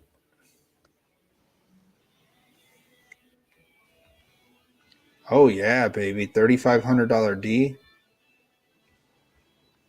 You get Colts D at the highest available at 3,500. Bucks D 33, Giants D. I'm not saying I'm on Barkley. I just wanted to see what Barkley and DJ Moore look like. All right, let's take it back out. No, seeing you do this, I almost want to put a really high price receiver in a flex. Now that I've seen you do that. Yeah. You can get Adams here, back-to-back 30-point burgers. Or I'd say the discount. Yeah, I guess not too much of a discount, but the discount sort of lies in that Jamar Chase, Tyreek Hill range. Yeah. Between those two guys. Well, let's look at Hill here. Hill, you can get. I mean, you don't even. Because Yeah, you can get a 5K, a high 5K running back, and get a big top end defense. I mean, we could plug in the defense. I know Tyler Boyd's there and everything. Did T. Higgins miss any time last year? Did we ever see Jamar Chase in like a true like alpha target share type role? I don't know. Let's look and see if T. Higgins missed. I think he did miss a game because I know Tyler Boyd had a good game. Let's look at this. Because I wonder if him missing is really going to open like some like just a window for that. Is he projected? Is he projected to miss, or is he going to come back? I know concussion recovery time's like 7 to 10 days. Yeah, something I read. Man, they said Alex Pierce is in concussion protocol. I wonder if he misses. Doolin out. I mean, I sort of like Doolin over Campbell there. Yeah, should be way 3K player. So he didn't play against the Browns. Was that week 18? Maybe that. Oh, that's because they sat him. They won the division. I remember that. I guess he's played the whole season. Maybe it was Chase that was out a game. Okay, so like I said, we haven't really. I mean, could he come out and just like have a like a Justin Jefferson type week here? Oh, playing Jamar Chase? Yeah, I mean. Yeah, that's smart to not fade him. I know you guys want a piece against that Cowboys D. What I think is, I feel like if that happens, he should be priced with Justin Jefferson. He should be priced ahead of Devontae Adams, in my opinion, if that's the case. He's a 9,000 receiver, Jamar Chase, if T. Higgins is out. Yeah, good point. So with the running back here, we can pick. Well, defense. I mean, I guess we could rock. You could rock Bengals D just to plug him in. I know you guys like that. Ooh, there's no way we can get Swift. I was trying to see if we can get Swift.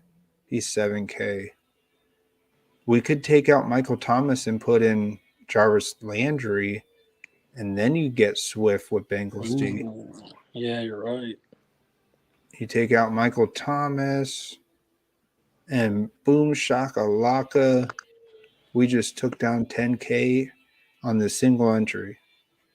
Actually, we took down 5K, 2,500. Who else is watching? 4 viewers. Yeah, we took down about 1K. Okay, I get it. But not bad having Winston, Javonte. It's like a nice set of 5 receivers there. Because I'm going to consider Pitts a receiver. Oh, yeah. Not a bad lineup. Pivot especially off of like even if Swift, Javonte, and Jamar, and hell, even Pitts could be all chalk, sorta. Man, they all won't be 20% out, but I just feel like who's gonna stack the Saints Tampa Bay game, and your pieces are Jarvis Landry and Russell Gage. I mean, that's so damn contrarian itself. On top of the Allen Robinson play after the dud he gave the whole community last week. Yeah, ain't nobody fucking doing this, man.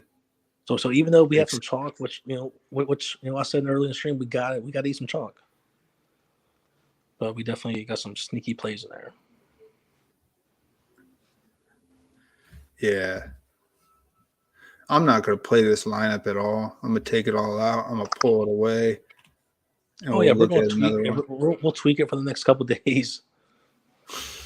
I'll end up hating all these players. I mean, you guys know how it is. It's Wednesday. Shit. You want to look at a showdown? If anybody's in like anybody, I got 5 viewers. If anybody chit chats besides my boys here, if you guys want to look at another lineup, we can. I kind of want to look at a showdown since that's tomorrow. Yeah, I said we look at a showdown that's tomorrow, and I feel like you and me have just been dying for Palmer to be in this. It sucks it's going to happen on a showdown slate, and he's going to be owned, but Yeah, I was watching some other fantasy shows, and they're like, "Who do you pick up?"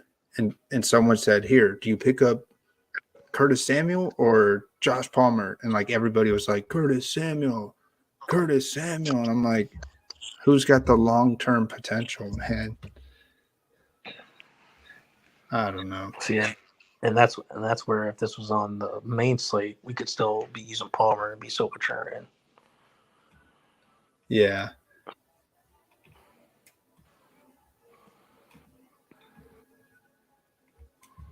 Yeah, that's true. So let's look at this. Let's look at all. What's up, guys? EJ here with Cha Cha Breathing Fantasy Football, literally. And yeah, we're about 2 hours in. We'll look at one more, and then I'm going to call it night-night.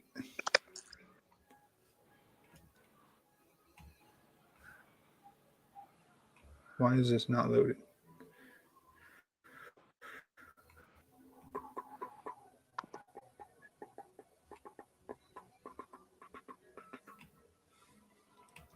Yeah, this game, I'm going to look at this game log from last year.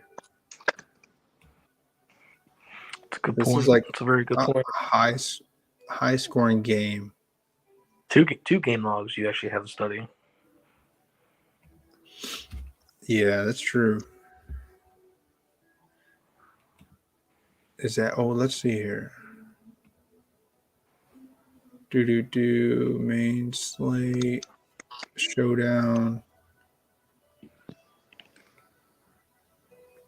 So the top captain play that's recommended is Mahomes, then Josh Palmer. So boop, Josh Palmer. Everybody's on it.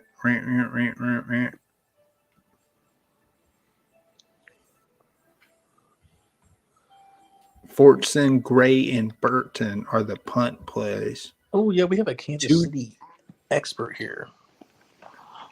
Dude, when Burton scored that touchdown last year, I was like, who the fuck? Even Jake was like, I accidentally played him. I didn't even know I played him, but I have a sweat. I was like, okay, sweet. I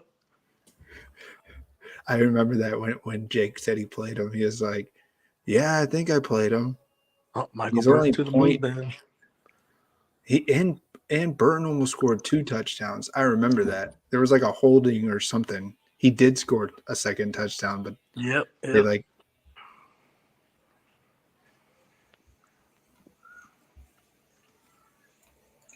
All right, let's do this. Let's do a single entry to make it worth our time. $5 single entry. I don't mind.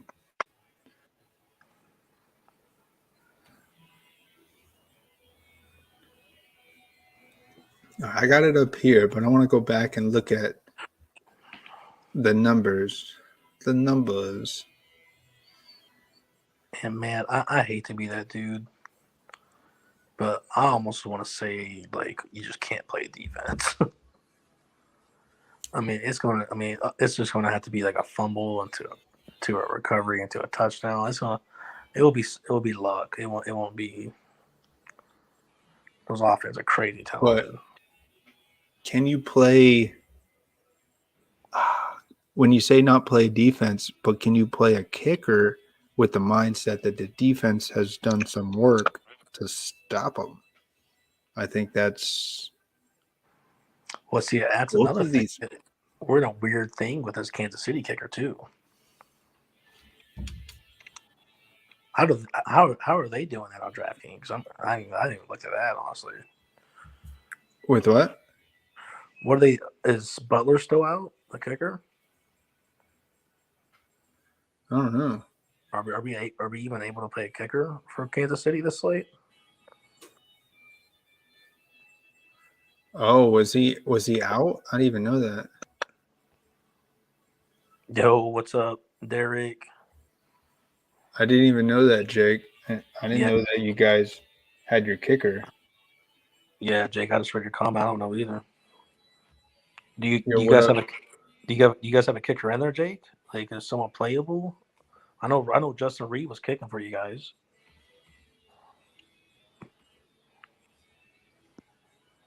It says Matt Amendola. Oh, Danny's brother. Is that really his brother? No, that'd be cool though. I see Jake has him checked. Like, I'm aware I might play him. He even has Rojo. Jake has some faith in Rojo here. Corey Oh, Coleman. This dude's still in the league? What the heck? oh, Jake's kind of wild. Dude, what was Corey Coleman the first receiver selected in the draft that year? I know he was one of them. I don't think first, but he was like, yeah, he was one of like the first couple. Yeah. Oh, you didn't touch it yet? Oh, I hear you. Somebody touched it. Because I didn't touch it. Michael Burton projected to get one snap for 2 yards. Pacheco, man, you see Pacheco's price, 4,400. Oh my fucking god! Damn, Eat is some he? garbage time. You can't play Pacheco. The only way That's you what play I'm thinking. I'm thinking you can't play him. At least not week 2, man. Not the price. No, CEH completely healthy, looking good last week a little bit. So Derek said he dropped a young ho off on the corner street, and he picked up. No, I'm kidding. he said he dropped Young Ho and picked up Rodrigo in his Guillotine League, and I lost by 2 points. Lowest team week 1. Ouch. Dropping What? Young Ho and picking up Rodrigo sounds like you're picking up some labor at Home Depot.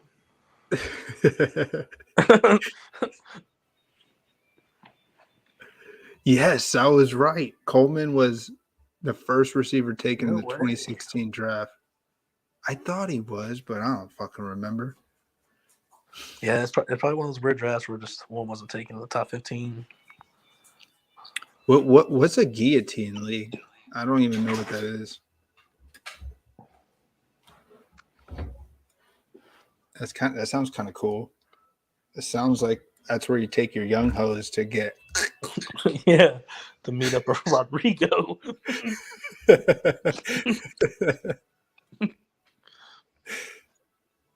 Coleman, Fuller, Docton. I remember Docton. Will Fuller. So none of these guys, man. That was a horrible wide receiver year. Out of all those guys, Treadwell's the only one still treading a little bit. He's treading on the waivers. Yeah, I have some pretty bad jokes here.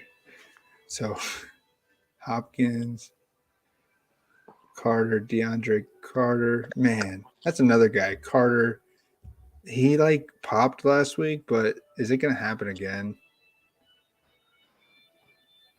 I don't know.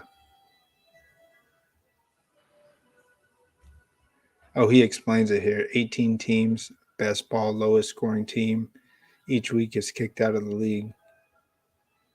All my players go on this week's fab for everyone else to bid on.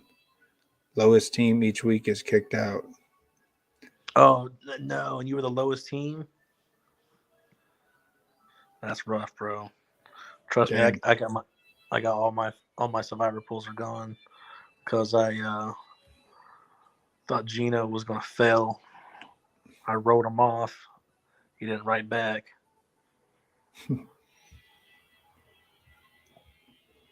So yeah, Josh Palmer is easily the favorite to put in a captain. Makes a lot of sense.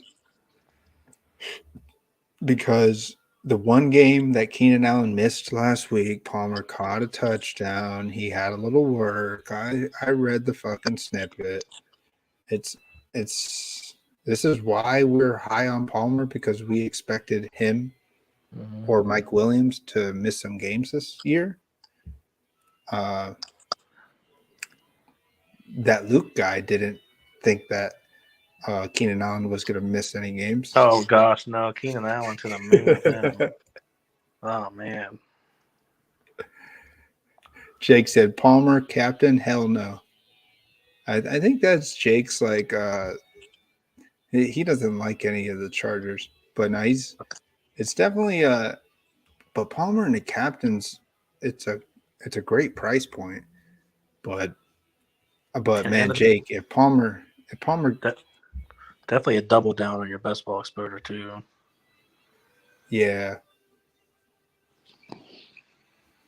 Palmer, I mean, Jake just doesn't want to root for Palmer smashing in the captain. Mm-hmm. But it's easily, you put Palmer in the captain, you could put so much in there.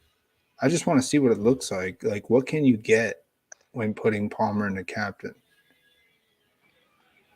Anyone in the chat got any news on J.C. Jackson? Jason Jackson? Who's that? J.C. Jackson, the cornerback from. Oh, J.C. Jackson. Yeah.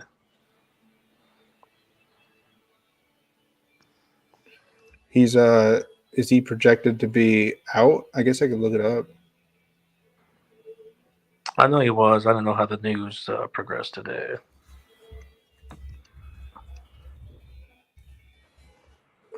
First thing you type in, J.C. Jackson, injury. He's questionable. Questionable. That's a couple hours ago. Okay. Yeah, I know we won't know until 7 o'clock tomorrow night, 7 p.m. Eastern time. So,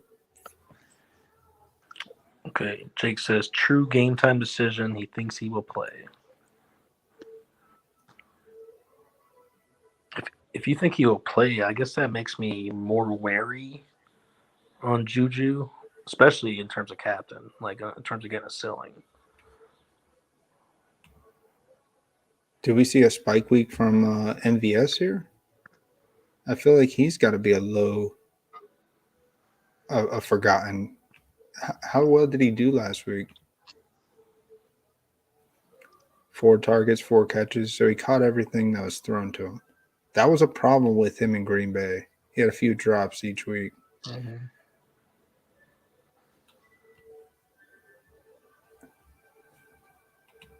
Not every week, but a few.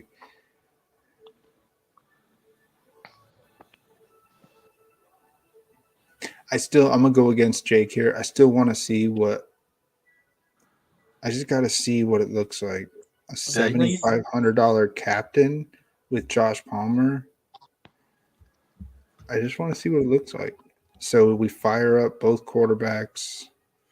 I mean, if you're playing a receiver and the captain, the top 2 studs, you got to fire both these guys up.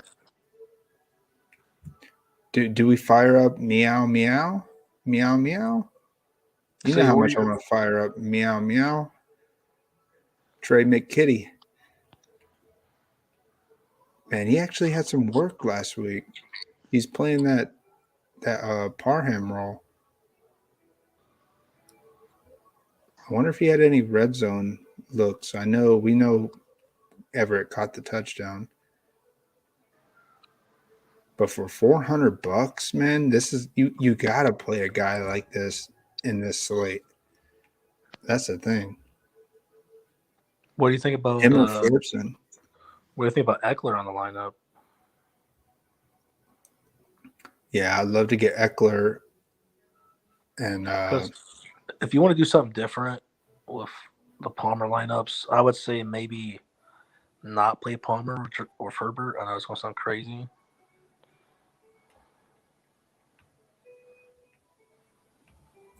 So we rock Mahomes, Kelsey, Eckler. Meow meow. You know I want to rock that. But if we have Mahomes in here, I guess could this warrant a double tight end look from Mahomes? That'd be crazy. Or why not McKinnon? I mean, even McKinnon's a high. When I saw that, he's like the third most popular captain play, I think. is he? Fourth. Okay. So that means he's popular. They like him. His rating's pretty high. A receiving back. There's a chance that the Chiefs could be trailing at some points. They're going to him.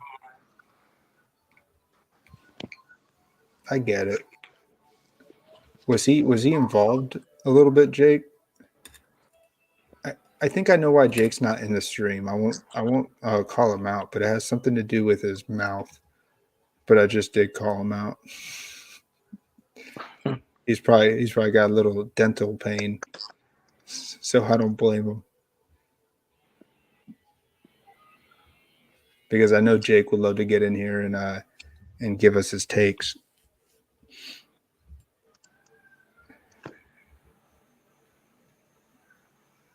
Yeah, third down rule. Yeah. I mean, I just don't know how much work. I guess it don't matter about week 1. So if we do this lineup, we're fading Mike Williams. That's the obvious thing. Your mouth is good. Well, I'm glad you're doing better now, man.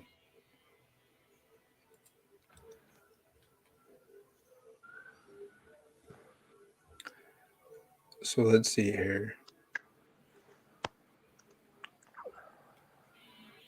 We can't do Mike Williams. What's the story we're telling? We can't do that. We can do Clyde. I know you're saying McKinnon. If we do McKinnon with Mahomes, Or I mean, if you want to do someone who's not high owned, I mean, Sky Moore, all it takes is one play. I think. I mean, he broke his receiving prop Sunday in one play. I think it was like 24 yards or something. what was his receiving prop? 24 yards. Yeah, it's just like mid-20s, and of course he runs like 4 routes, and just catches one ball, breaks it. So if you're looking at someone under the radar, I mean, I know he didn't see the field a lot,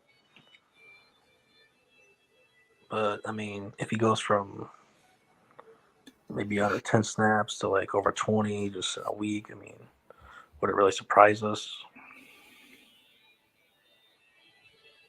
So if we put Palmer here, do we rock?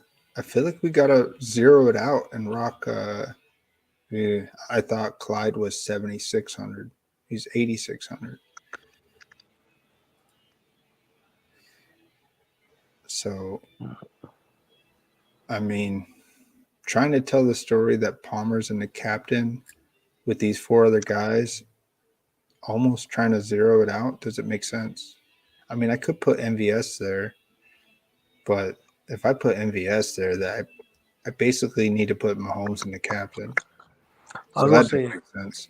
If you're liking this story and you feel like someone else needs to go a captain, I definitely support it. If you want to switch captain but keep Palmer in the flex, I'm definitely. What if we put Sky Moore? What if Sky Moore catches like 2 passes, 100 yards, and 1 touchdown? He like breaks one deep. I feel like a Sky Moore captain in this atmosphere, you would need it. Like I'm sorry, you're playing Sky Moore captain, both quarterbacks, Mike Williams. Yeah. That's what I was thinking. I was trying to plug in Herbert here. You would need so many people.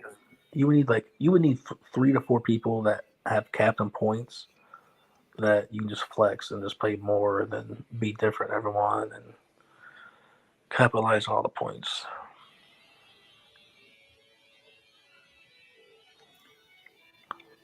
So if we do this, we're telling a story that Herbert throws a touchdown pass to Eckler, makes him optimal, but Herbert's not he only gets like 24 fantasy points. Kelsey's in there. Sky Moore's captain.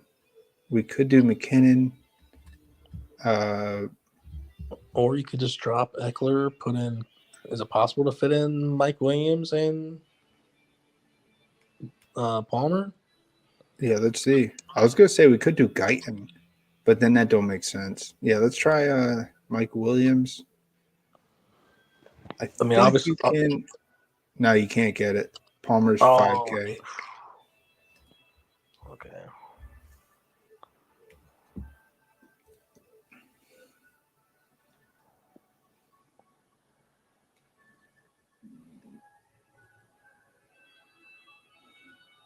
Okay, let's Yeah, I was reading that too.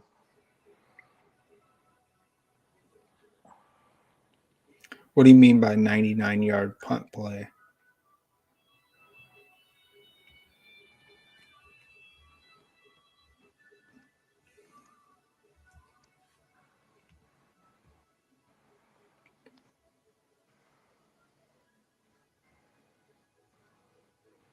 Yeah, I don't know here.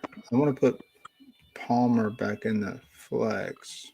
So 8,300 with Sky Moore and a captain. Could go Juju, Mahomes, Sky Moore, Kelsey. Well, it could still fit because if you did this with 300 salary, I mean, this lineup right here is going to be shared probably 50 times in the millie and maybe 15 times in a single entry. Mm-hmm. Oh, yeah, Burton. I love the Burton. Did Burton when did Burton score that touchdown? Was it against the Chargers? I'm just curious. You know I'm curious about every damn thing, man.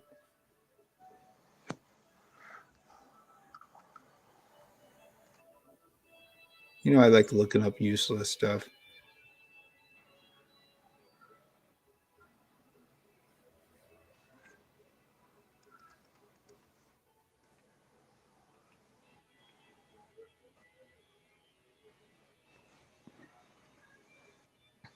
It was against the Chargers. Burton had the touchdown against the Chargers.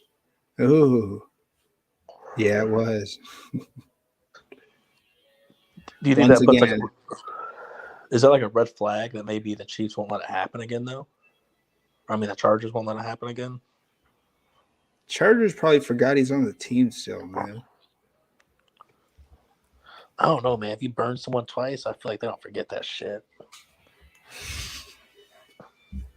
But why was it that Burton was out there? That was funny. I just feel like with it being recent, the same coaching staff in both places, I just feel like if I was the opposing coach and I saw Burton coming out there, I'd be like, hey, you remember this guy? Someone better be watching him. Yeah, yeah.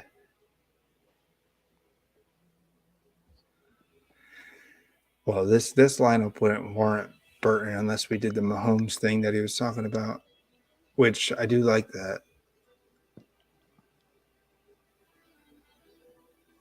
Juju, 8K.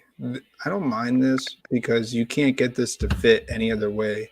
Gosh, I hate to say it too. I know Jake don't want to hear it. A Herbert captain too. I mean, we saw it last week. I mean, that dude, he don't care who he's throwing to. I mean, he's so smart.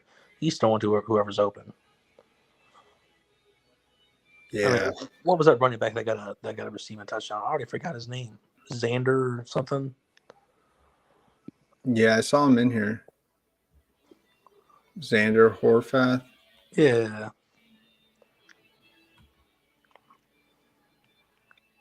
Yeah, this dude is a genius at picking off defenses and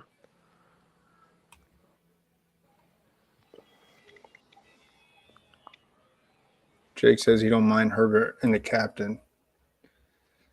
As long as the Chiefs still win. He didn't say that, but I know he said that without touching. I know that's what he's feeling. I don't mind this look. It's just we need it to be perfect. Yeah, something does Herbert feel to off about it. Palmer. Something does feel off about it, doesn't it? Yeah, it's basically saying that Mahomes throws a minimum 2 touchdowns, where Kelsey may not get a touchdown, but he has like 8 catches for 130 yards. And that gives us what? Let's scratch it. Let's just scratch this. Let's go to the quarterback idea.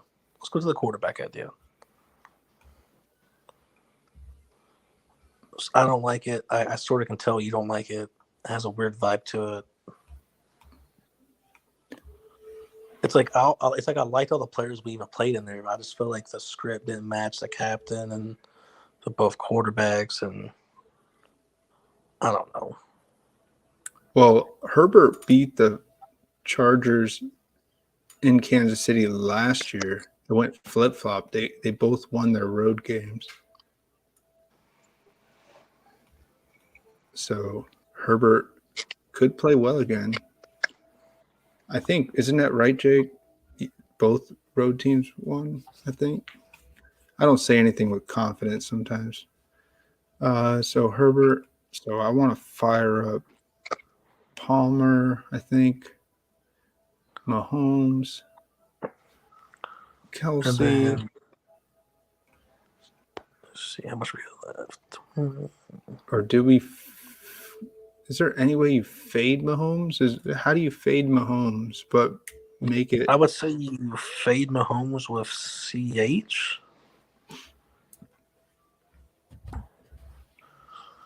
CH gets possibly 2 rushing touchdowns and under the 5-yard marker. Because I still feel like he's the obvious goal line back between like Pacheco and McKinnon and all that. We don't see Rojo. How did Rojo play at all last week? It's a good question. I didn't see his name called to me. Inactive. He was inactive. He's got the little sad face. That mugshot.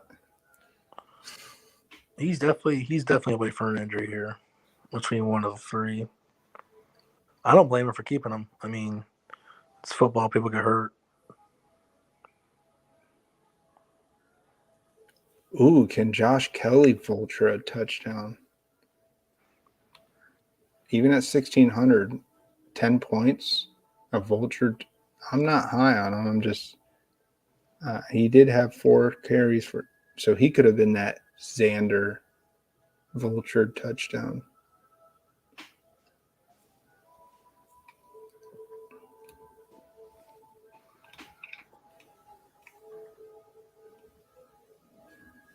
Or maybe we go back to our Sky Moore play to boost up that pricing. It makes sense. I mean, it makes sense with Mahomes still in here. 1,800.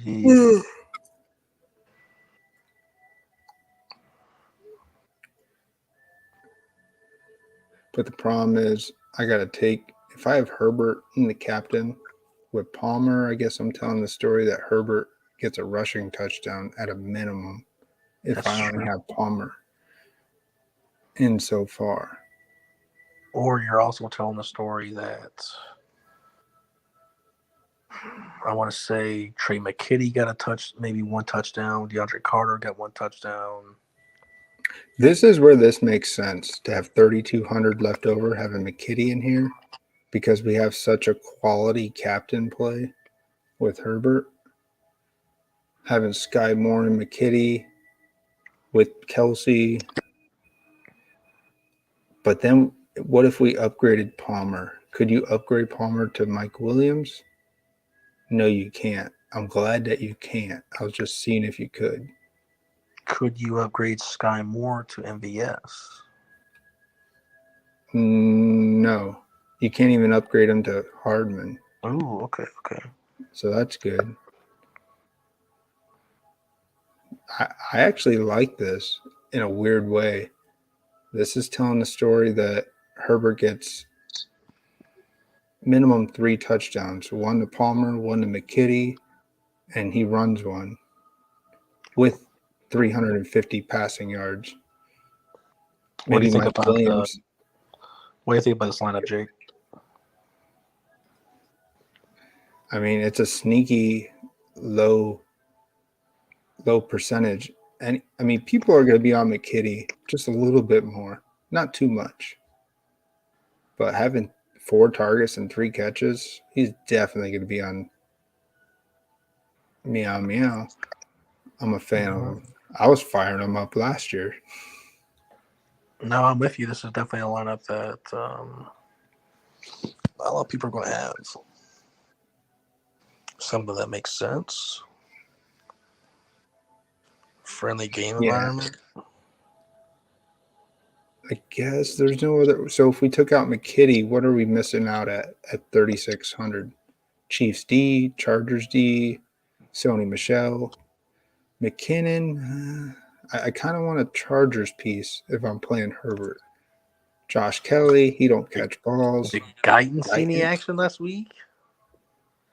With Keenan out? Yeah, I mean, Guyton and Palmer, I have that combo in best ball a few times. Guyton and Palmer. Technically, it's wide receiver. That's wide receiver 2 and 3. Yeah. Well, then you got Carter. I think Carter's like a wide receiver 2 or 3 or something.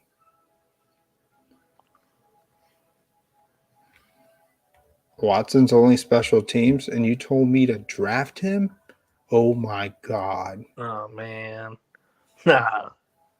He'll get time to shine eventually. No, I don't care. Guyton.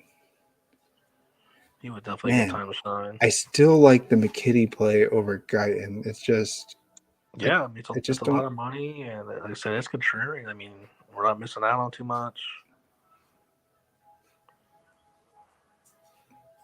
But if I did that, this is a lineup I'd want to enter in the Millie Maker or like a big field. But 35,000 entries, it's definitely... All right, I'm going to put you in timeout, man. No, I ain't going to do that. I'm kind of scared to block you. All right, McKitty, meow, meow. But yeah, this is definitely not a bad look. No, that's a BFFL lineup if I've seen one. Yeah, let's fire it away. If I do change it, it's because I keep it, but I put it in a bigger field. And I use a more friendly safe. Let's do another one. You can do these so fast. Yeah, you're right. But I did think we had a good week 2 first to look. So we talked about a bunch of players, some good breakdowns. Oh yeah. Yeah, not bad. But I know what our show is, man. I'm so all over the place. In this day and age, people don't have the attention span to want to listen to my slowed down words. But hey, man, if we smash, it ends up being their loss. So King of the Beach. King of the Beach. That's where I want to be at when I smash one of these lineups.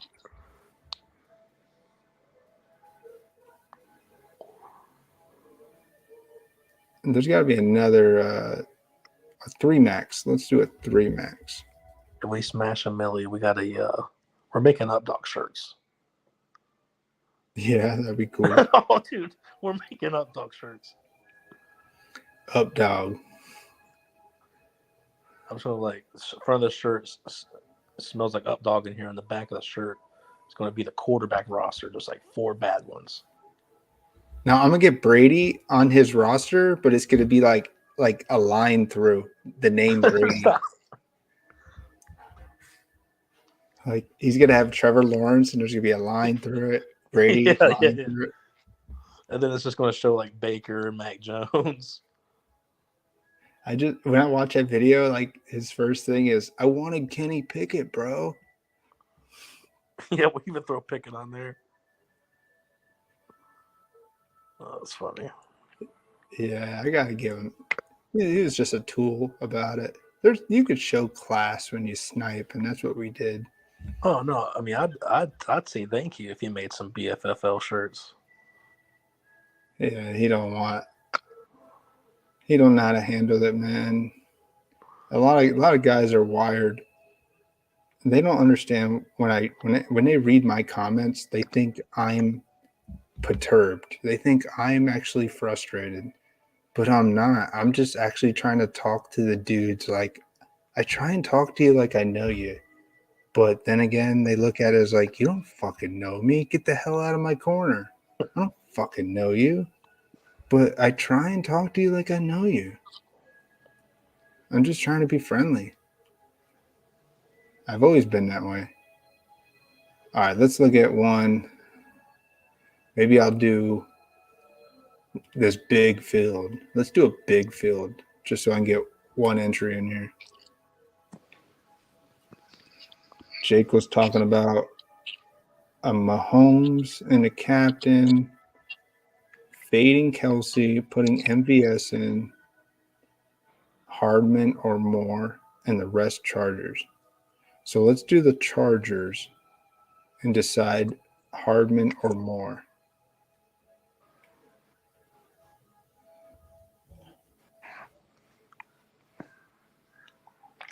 So if we have Mahomes and a captain and we're fading Kelsey, there's no way we could fade Herbert because they're the top two guys. So we got to plug Herbert in here.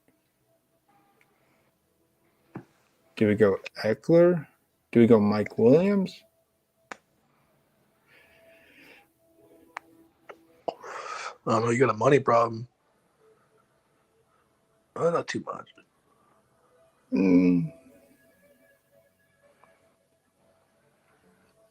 I mean, if we fade Palmer, I think we could go Carter. I mean, I guess I could see Carter coming back. Or back. Or let's go like with one of the looking at what he did last week and the hype Carter's getting. Guyton just might be just next to nothing owned. I mean, obviously, it will be 0 in this multi-entry, but Are you talking about Guyton? Yeah, I think it's only going to take one play, right? I mean, that's his play type. We only need one. I mean, I think if he gets a target, it's going to be a vert. And if anyone's going to run verts on anyone, I'd rather you do it against Kansas City. Yeah, I was thinking if we fade Kelsey, do we do Fortson? Do we do the other tight end? Yeah, I was thinking about that too. But now that I'm really thinking about it, I'm starting to maybe Guyton's going to have more air yards than I think with Can out. Like, yeah, he might he still could see the field less than Carter, but the air yard difference when it comes to targets can be just crazy. Just because that's his role, and he's going to be a verts type of guy. I want to see here. Do we take Mike Williams out and then roll Eckler? 3,300. That allows us to. For Fortson's at 600. This is another 2,700 left over with Fortson. You upgrade MVS? Sky Moore with MVS and Sky Moore. This is still very contrarian, having Guyton and Sky Moore. I feel like you're telling a tale where Kelsey gets shut down. J.C. Jackson probably plays and just makes Juju, obsolete.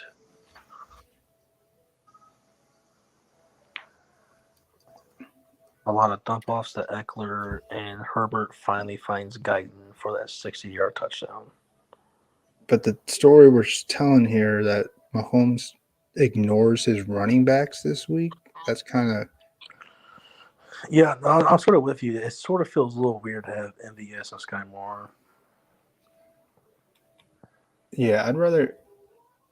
Maybe we take Eckler. Like, where's McKinnon? Maybe we do McKinnon, MVS, and McKinnon. Yeah, I want to say like hardly anyone has that damn lineup. I mean, the Mahomes captain's got to be high owned, but who's going to do it? MVS, Guyton, and McKinnon. Yeah. I like this look. It's definitely a zeroed out look, pretty much. Almost. I mean, Let's it's see. close to. It's pretty close to 1,000. Yeah. But not many people are going to fire up Guyton and McKinnon, so it's pretty good. And Herbert's got Eckler, where they could both be optimal.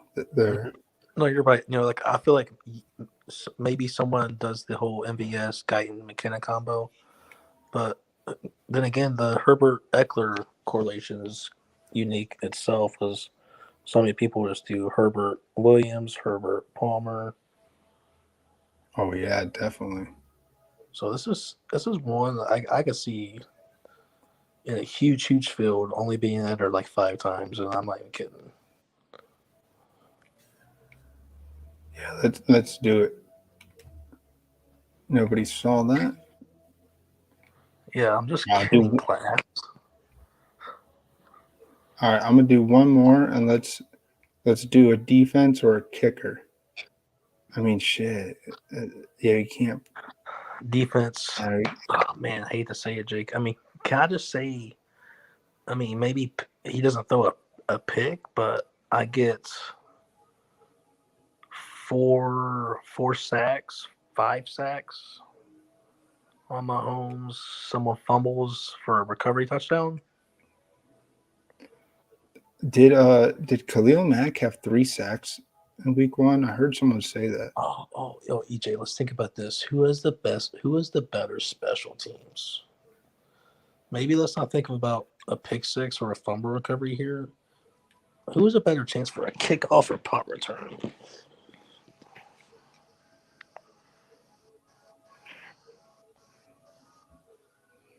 I don't even know with punt return.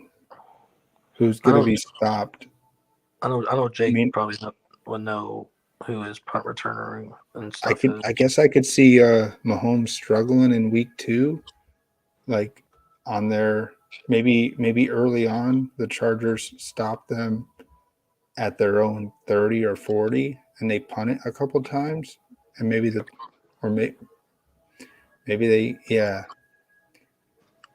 I could see them. I guess I could see the Chiefs punting more than the Chargers if there are any punts. I can see the Chiefs punt more than the Chargers. I can see the Chargers get more sacks. The one thing I will say is I can see like McCole Hardman take a kickoff return or a punt return to the house. Ooh, and you could play him on offense. A double stack. Oh yeah, now you're talking. Now you're talking, EJ. So we put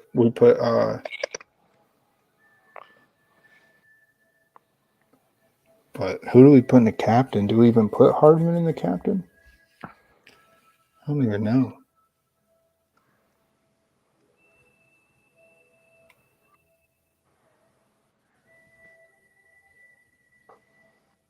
I wouldn't. No, you wouldn't have to. No. Let's not brains fried here. Let's not overthink it. But we do need to flex. Let's see what a flex. Maybe Kansas City defense / Hardman looks like.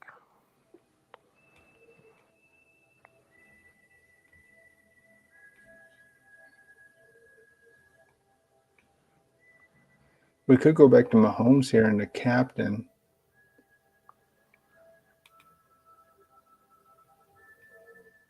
Maybe try Clyde instead of McKinnon.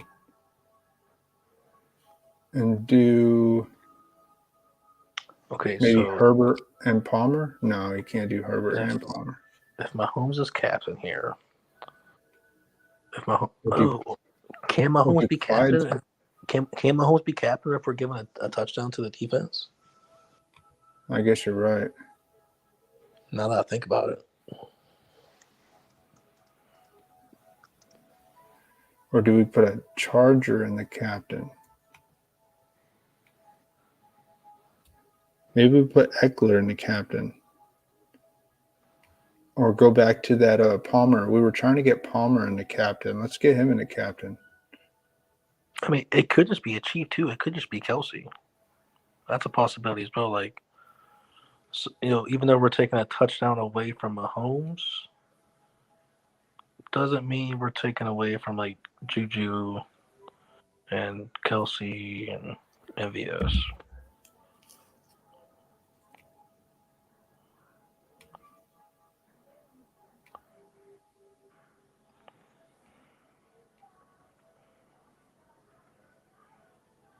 I don't like that.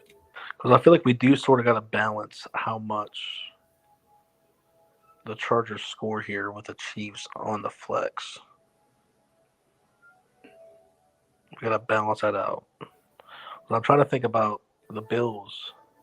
I'm trying to think about the recent Bills game and their game script with Bills being flexible / captain, but Cooper Kupp still was. I feel like the skill position players are good, but not Stafford. Do we So put Chiefs D in the captain? That'd be just nuts. I don't know if we'll get that many sacks and just a couple extra picks. No, I see the Chiefs D maybe getting 10 or 11 points. Yeah, I'm with you there. And I definitely feel like it's going to be the lower owned defense of the two. So maybe. Yeah, no, I like this approach. So let's go Eckler, a bunch of dump offs. Nice PPR game. Let's say Herbert isn't it. Let's throw in Mahomes. Because oh man, what if Harmon gets a receipt? Is Harmon good for the captain if he gets a receiving touchdown and a punt? He did score a receiving touchdown last week. Yeah, he did. Maybe you think we're asking for too much then? If Harmon started the year out 3 touchdowns in 2 weeks. He did do that before. I know he did that. Let's see. Just imagine the talk in the best ball community too, like the Sky Moore and MVS owners. Oh, I know. But look at this. You zero it out. You can get Palmer in here. Ooh, with Eckler. And you can get Palmer, Eckler, zeroed out, Hardman, Chiefs D, Kelsey. I know this is zeroed out, but I don't know why it still feels. It feels pretty good. It feels different. It feels good, yeah. It's because Hardman's in a captain, but maybe Hardman may be a more popular option because he scored a touchdown last week. But either way I look at it, this is pretty I don't mind chopping first place, maybe first through 70th place, add them all up, divide by 70. I don't mind chopping that. I don't even know how much you would need to chop it. I mean, really, I don't know. I don't think Harmon would be that much on a captain. But it's a nice lineup. I think Jake fell asleep.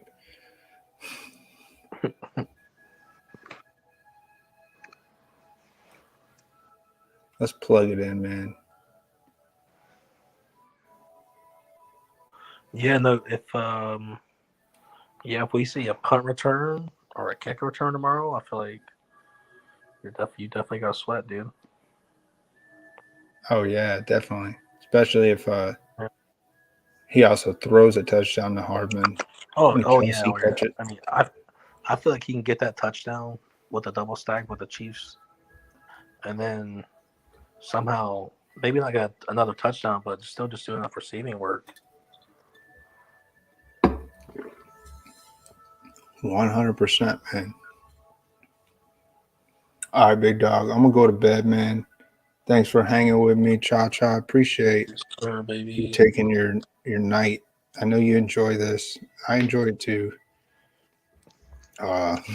It definitely wears us out, but it's fun. It makes us sharper, and if we keep at it, we're gonna smash one day. Oh yeah. Yeah, hopefully we can look back on this stream in a couple of days and talk about how we smashed on that punt return. Yeah, man, it's just fun in general, but in fact, I like it this way because if we ever smash one, I don't want a bunch of people watching it. They can start watching us after we smash. Exactly. That's the way I see it. Mm-hmm. I don't want to split it that much right away. We could split one later on. Yep. And I still say that with the kindness of my heart. I don't mind sharing, but the people come flocking in later on. Fantasy flock, BFFLs, fantasy flock. Yeah, I don't know. the BFFL flock. Yeah. Quack, quack. Yeah, brother, I appreciate you having me on, man, and we'll definitely talk in the Discord about any more plays we feel like we see are open in the game tomorrow. Yeah, definitely. I'll try and set up a stream maybe Saturday night. But yeah, you probably won't hear back from me unless something crazy happens tomorrow in the game. We'll see. Oh no, you're good, bro. I got my kid tomorrow, so take a couple of days off for yourself. I'll drop anything I see in the Discord, and I'm sure we'll talk a little bit. Yeah, sounds good, man. All right, brother. Have a good one, man. All right, brother. Peace. Yeah, see you, bud. All right, guys. Have a good night.